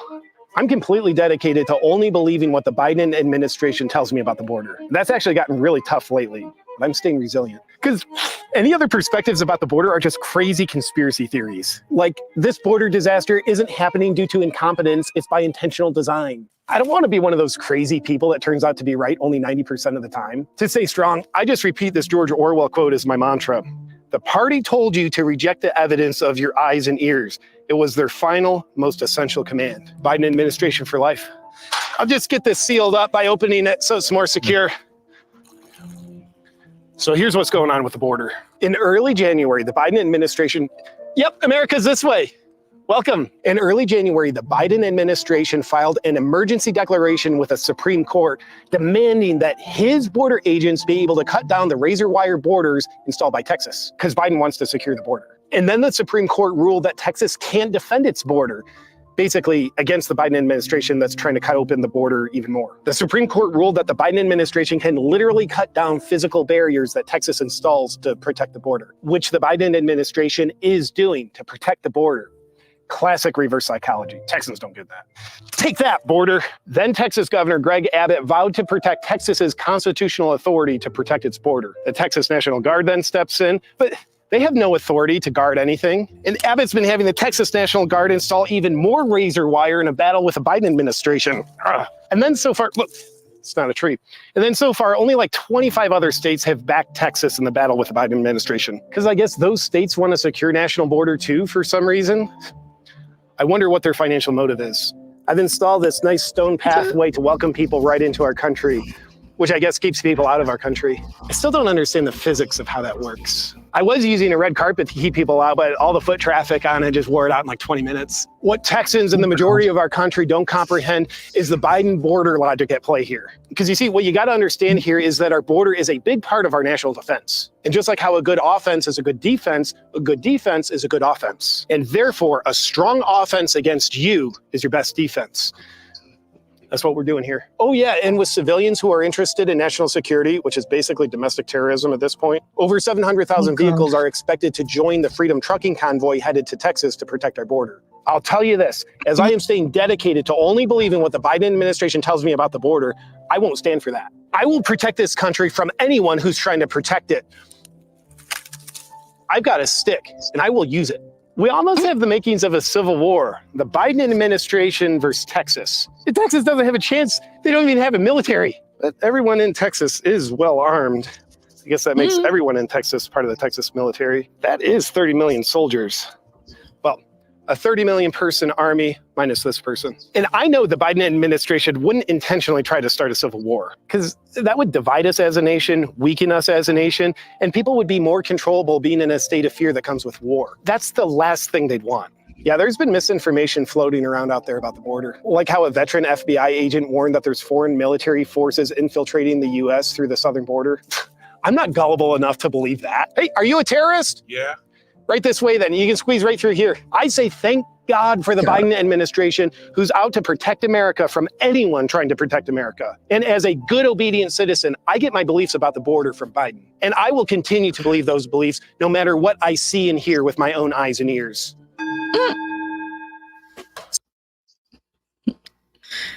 Oh, God. So say so many people. He's funny. I still think they have the python problem down in the Everglades in Florida. Round up all those pythons and put them in the Rio Grande. See what happens. Just saying. You're helping wildlife. They have all that space. Can't hear you if you're saying anything. Mm-hmm. Oh, there you are. The Democrat who thought that if all the people in Guam went to one side, the island would flip over. I do remember that. Yeah, that guy was from Georgia. Yep. What is in the water? Thank God you filter your water, because Lord. Okay, well, the thing about it is this, and I'm not defending the guy, but he's got a really weird sense of humor. Like, he delivers like really sarcastic, off the wall shit, but in such a a believable way. Mm-hmm. Yeah, people kind of fall for it, and that's kind of his own little internal joke. I've seen him do it in other things just because he's around here, but it is funny that everybody it bugs when everybody started believing that. Oh, like, man, that one went too far. Yeah, you're a meme now. I bet you, though, he was a hero to the flat earthers. I bet you. Oh, right. Yeah. They loved him. He went right on the flat earther monument next to Sargent and the other dude. Oh, God. Yeah, Sergeant Sowell, one I remember. We got breaking news. Ooh. Breaking news! This will be exciting. We're interrupting your regularly scheduled mindless scrolling of what the algorithm is showing you to bring you breaking news. This just in! The algorithm is AI controlling what you think by controlling what you see, which is good for us. I mean, good for you. Our emergency breaking news is that contrary to reports you may have seen about our country or misinformation you've observed with your own eyes and ears, we've got America in great shape, doing better than ever. In this breaking news coverage, we'll give you 4 irrefutable stories that show we're doing better than ever and prove you need to do nothing but sit back and continue allowing us to do what we're doing. Story number 1. Immigrants who entered our country through the due process of illegally crossing the border that's being held open like a hotel entrance by a bellman beat the hell out of police officers in New York. They invaded our country illegally, and weirdly enough, the free housing and food they got was not enough to deter them. Then they beat up police officers in New York City, but then they were taught a lesson by being released from jail without bail. And here you can see them flipping off the cameras, which is a great reflection of what they're doing to our country. And this broadcasts a beautifully powerful message. Dear world, this is what we'll let you do to us. Meanwhile, Jacob Chansley said a peaceful prayer to God in the U.S. Senate. He got 41 months in federal prison with over 300 days in solitary confinement. Degenerate Aiden Mays filmed hardcore gay porn in the U.S. Senate, posted publicly, and he had to face the charges of absolutely nothing. I just picked this up yesterday. Pretty good, huh? It's a replica of Fauci's face. It's pretty good. Story number 2.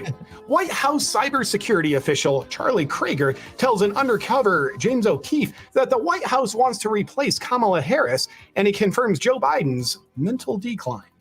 We can confirm that Charlie Krager, a guy who's dumb enough to share the White House's devious secrets with James O'Keefe, the most recognizable undercover reporter in U.S. history, is definitely smart enough to work at the White House. And we can also confirm that Charlie Krager's insider information that Biden is in mental decline is completely false. Just take a look at Biden performing on the job, speaking to the parents of a U.S. soldier who was killed in Syria last weekend, telling them that his son Beau died in Iraq. My son's been here in Iraq. So I lost it. His son Beau died in a U.S. hospital 5 years after returning from Iraq. Story number 3. In a recent study, transgender patients were shown to have personality disorders 81.4% of the time. The most common of which was, shockingly, narcissistic personality disorder, clocking in at 57.1% of the time. That can't be right. You better base your reality on my imagination.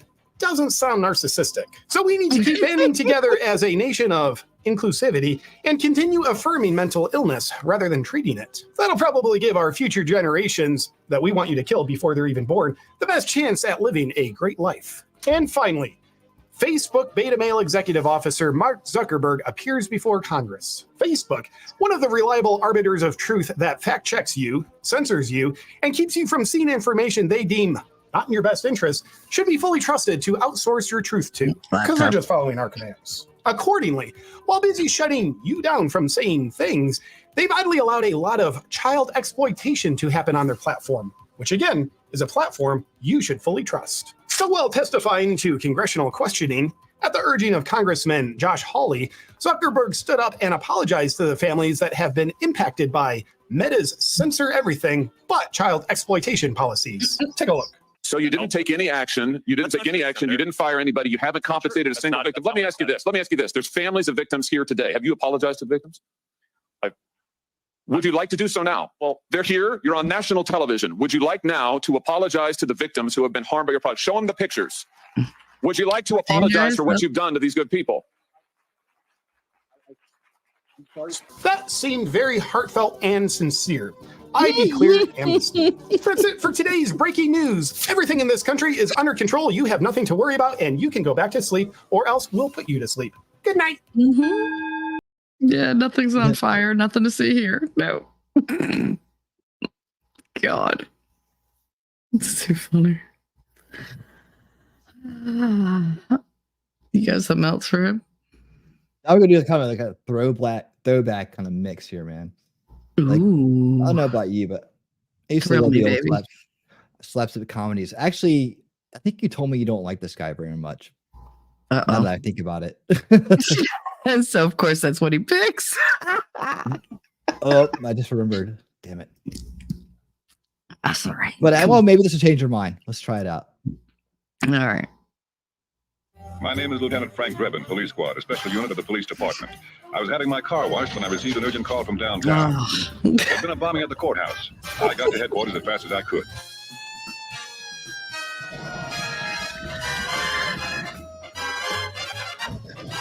Oh, no. I was going to wait till Nerd was here to show this. Nerd, get around, and then...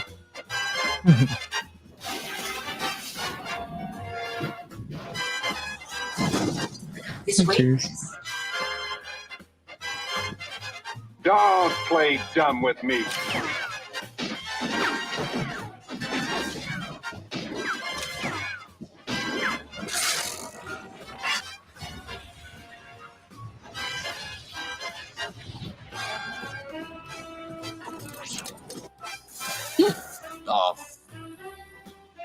Vader. Yes, Jewish holiday, Mazel Tov.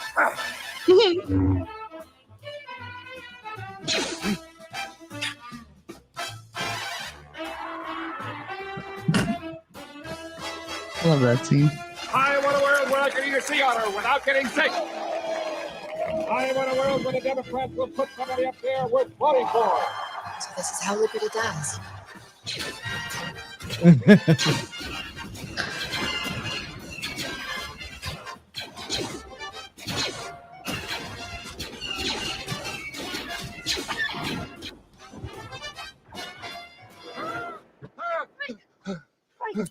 Are you all right? I'm soaking wet. I'll get the talcum powder.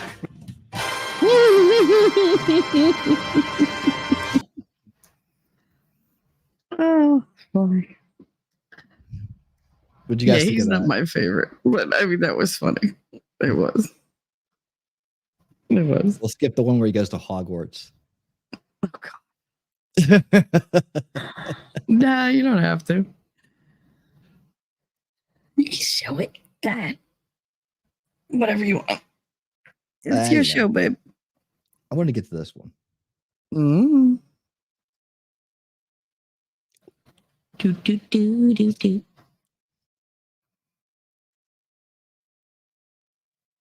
He is nuts, Daisy. You're not wrong. Well, he was. Do, do, do. Green Giant. All right. We got more epic fails coming at you. I love epic fails. Ooh. Ow. Oh my God.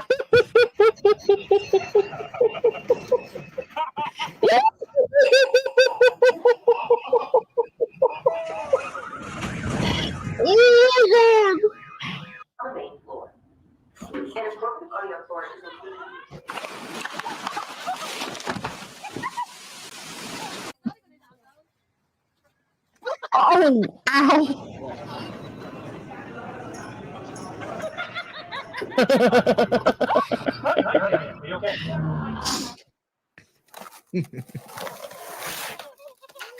Oh, oh, oh, oh. I've done that. This is what happens when I come back to New York. Oh, dang.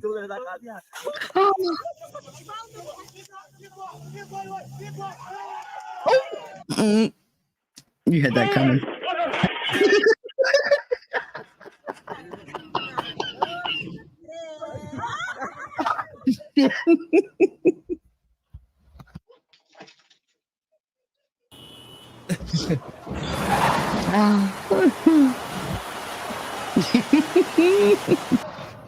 Yep, nope.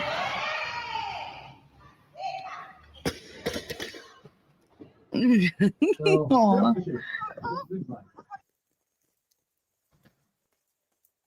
The cannon fell off. Oh, ow. I felt that. Oh, I've done that.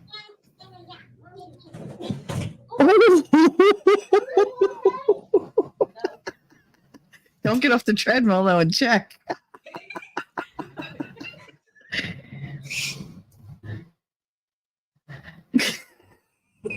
Bro, what the? Who got high into these roads? What the hell? Oh, you know what? You know bus. Can you love bus? No way. The spot could.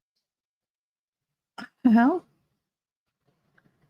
Oh no.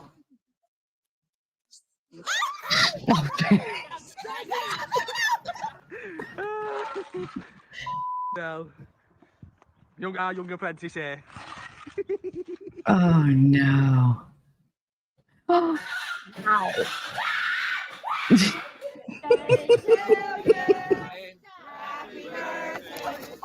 Oh. Daddy gonna be okay. Okay.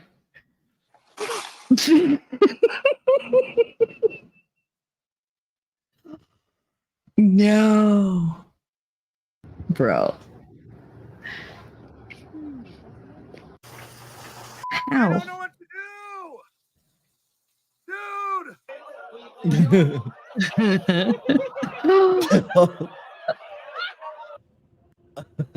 Into the wood chipper with you. What about your glasses? I think you can go wrong. Oh no. He just stands there.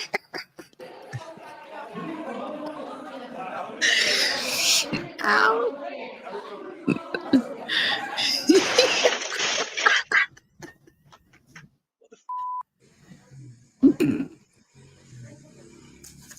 Ooh.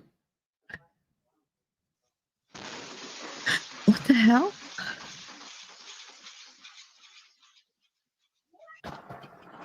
What was that? I think he was blowing up a tire. Ooh. Whatever you did, you're forgiven. Oh, crap. All right, go. Easy. She looked happy. Mm-hmm. Oh, shit. Oh!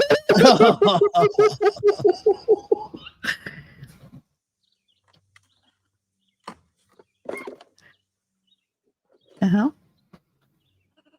Are you okay?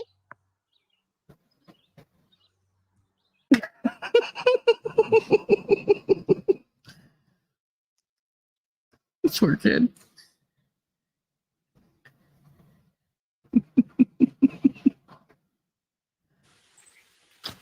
Holy what the where did you come from? He just dropped it out of nowhere.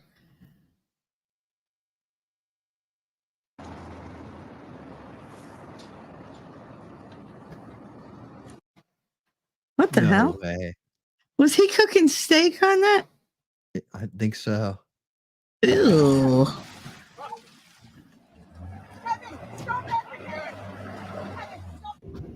Stop moving the boat. On the subway? Really? With the mask? Really? Weirdos. Oh my god, there's a kid in there? Oh. He's like, well, you won't let them sleep in my bed. Oh yeah, he ain't never getting off there. Shit. He's like, what? It's not your real hair.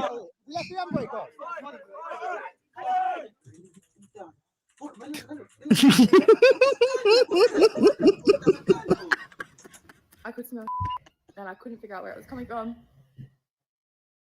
My cat had in the toaster.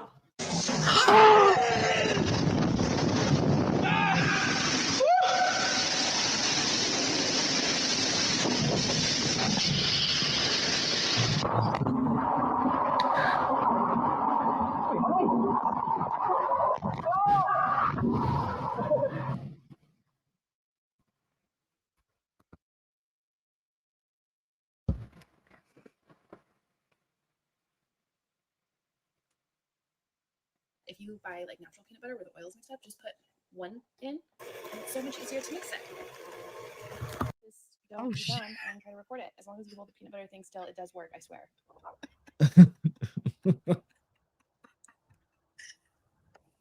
Oh no.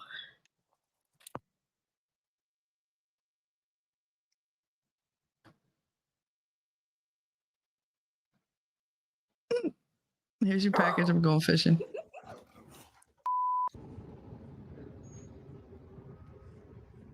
The hell? Oh no. Can I pick you up, sir?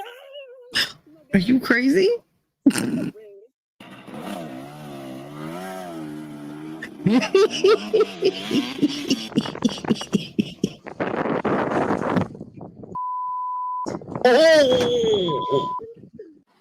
Oh, that hurt me.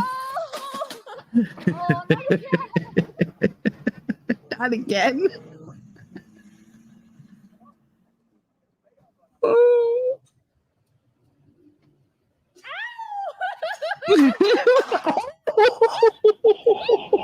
Miss, you gotta pay for that.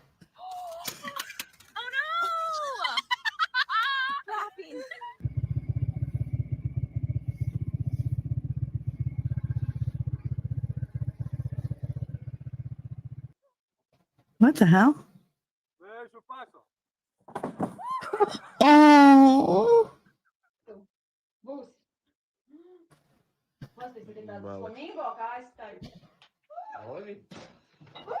And this is what happens when you leave your car overnight under the heron's nest. Yep. Oh my god. It's Oh my god, I almost had to do this with Connor this week. oh no. She looks like she's from Whoville. Oh god.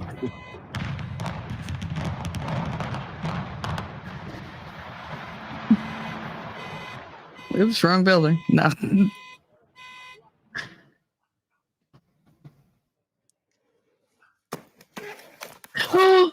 Oof. Ow.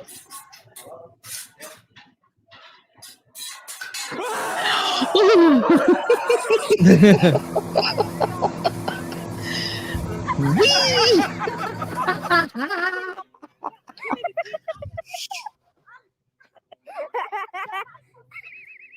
Yep, whoop, right over.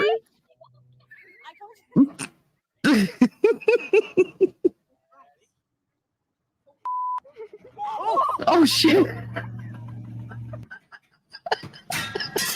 I didn't do it. Nope, let me.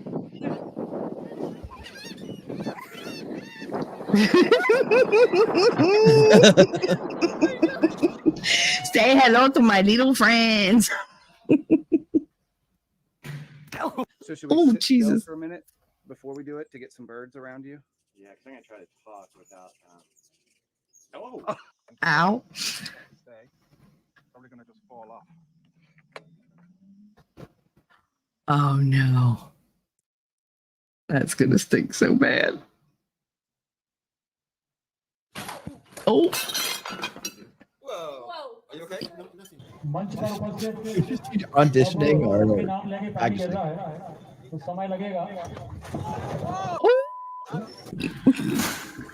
Hand to God. Ow. Ow. Ow.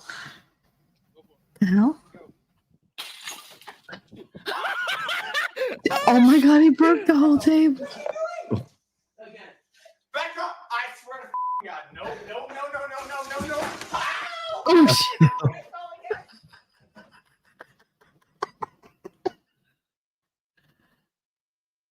Oh my God. Oh no. What the hell? Jesus. And have fun with that. Oh. I got that on camera. Yeah. Oh well.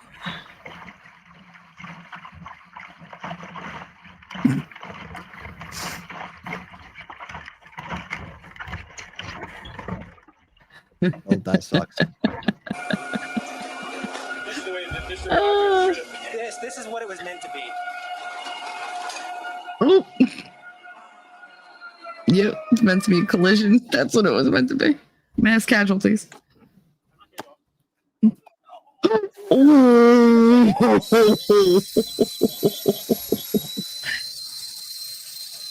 Oh no. Jesus. Oh well, that was it. Hope you enjoyed those 5 seconds of fun. You can do it. Kiki. Play drunken soccer.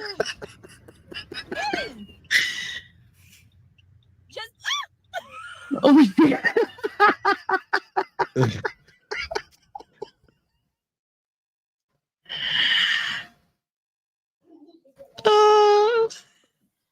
Oh no. The hell? What's Have happening? kids, they said. It'll be fun, they said. Hey, Darth. Oh. Oh. That cat had a vendetta. Mm. Mm. Justice, that's what that was. Ew. Oh, no. What it is?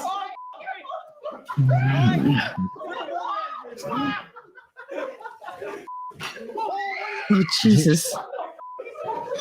Oh, good. Just set everything on fire. That's awesome. Don't put it on the towel. Jesus. What the hell? Just shut up.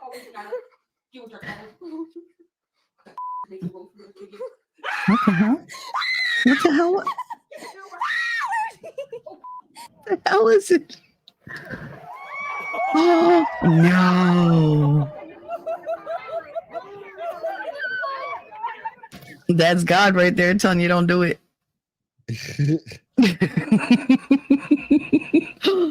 No. There went your poll.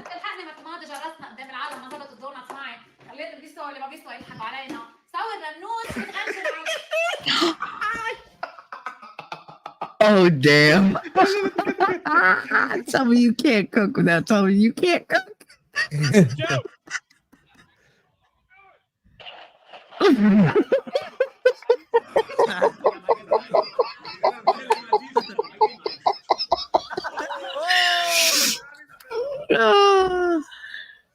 El mago pop. See, you had to be smart ass. He hurts too much. Jam, you got to call fire brigade. I'm proper stuck. Honestly, he's proper stuck this, you know. Oh no. Jesus.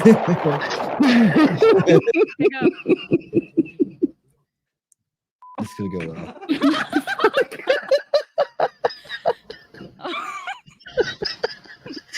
It's a new chastity belt. That's what that is. Oh no, that happened to Vicky. Oh no. Oh.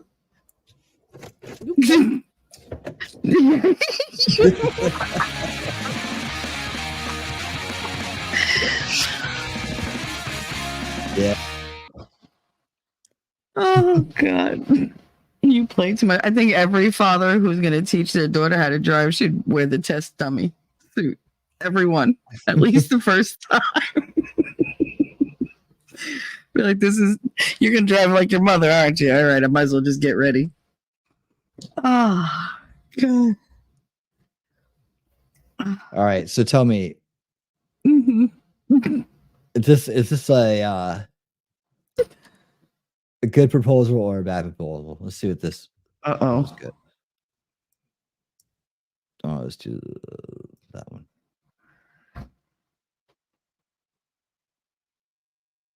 The Biden economy has young men exposing good crops.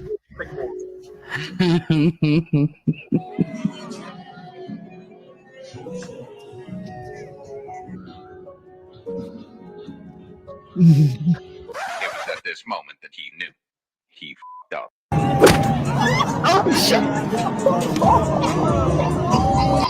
It looks like a cherry ring. That flavor. I love that flavor. That's hilarious. Listen, if somebody sees that damn thing, she ain't never gonna get a ring of any kind after that. She slapped him in public. They're like, no, that's the red flag, not the ring pop. That bitch, right there. Right. No sense of humor. Oh my goodness. Could have been worse. He could have made her buy the ring pop herself. Could have been like, you buy it, then I'll propose. Oh God.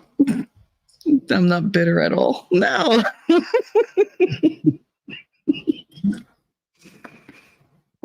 Oh my God. Come on, if Deadpool could do it, he had it in a not mentionable place. Just like, where'd you get that from? Focus. Okay. Focus on me. The whys and the wheres aren't important. Oh God. Jared said the time we've been live, we could have conquered half of Canada. Well, if we wait a year or two, we can conquer all of Canada because they'll all have done themselves in with that MAID project. There'll be so many less. We're just waiting to thin the herd. We'll let them thin themselves. God.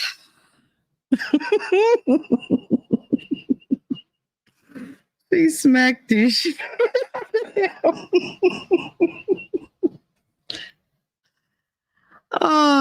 You know, she'd have just taken it with grace and then yelled at him later. She wouldn't be a freaking internet meme. It's funny. You got anything else for us, or did you shoot your load?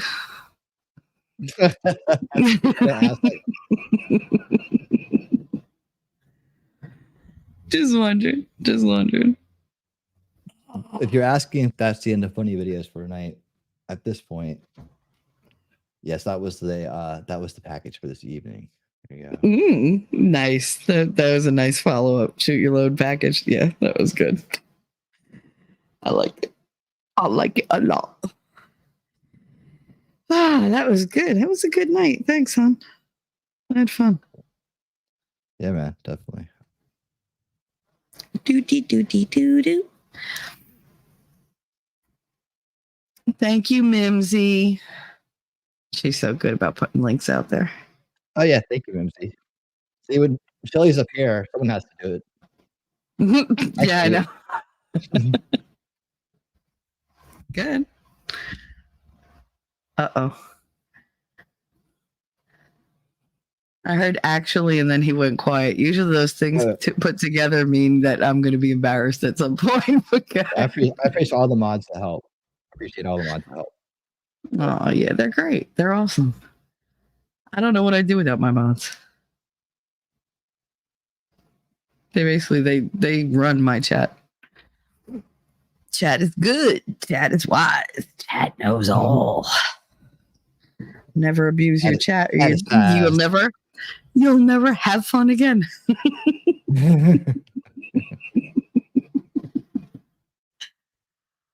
If you know, you know. All right. Oh, I got tears. Those last ones were funny. I mean, they were all funny, but the fails kill me. I love them so much. Because I've done so many of them. I'm that person that's like talking and walks right into a telephone pole like that. And I'll say, "Oh, excuse me," walk around. Yeah, we got a jam on out coming up, and I love it. We're gonna be right back here tomorrow night at 8 p.m. Eastern for Old School Watch Party Sundays. We're gonna watch the documentary by the Johnson era called Born Rich, and inside look at being born rich. There you go. It's pretty good. I think you guys like it. Definitely interesting. And then we're gonna watch Fast Times at Ridgemont High. Hell yeah. Yeah. Hey dude, let's party. Let's go. Dude. I love the way he talks. All the guys came to school after that was released in the movie theater. They were all talking like that, and some of us hadn't seen it. We were just like, "What is wrong with you?" Like nobody here talks like that. Like we say "use," we don't go "dude." It was totally fabulous. I was like, "What? Wait, where'd that voice come from?" Hilarious. I do love that movie though. I haven't seen it in so many years. You know, when they made things that were funny. And if Castro comes around, I'll be on booby alert. Don't worry. Oh yeah, I think they're pretty much guaranteed tomorrow night. Oh yeah, school points. So, probably maybe one of the best. So yeah. Oh, hi. No pressure. No pressure. Oh God. All right. Right on. Yeah. Well, guys, thank you so much for being here this evening. Very much appreciate it. Back next week. Back tomorrow, even sooner. Kind of move to like the roundabout the end of the weekend, beginning of the week kind of schedule now. That's right. Well, from boobies. I always call out the boobies because some people are just listening, so they want to run back and see them. Alrighty then. Well, guys, thanks again so much. Thanks to everybody on the Rewatch crew on Rumble, X, YouTube, and everybody that comes and hangs out, man. You guys are the best. You're the best. You rock. You are. Love y'all. Yep. And until next time, you guys keep on winning. Mwah.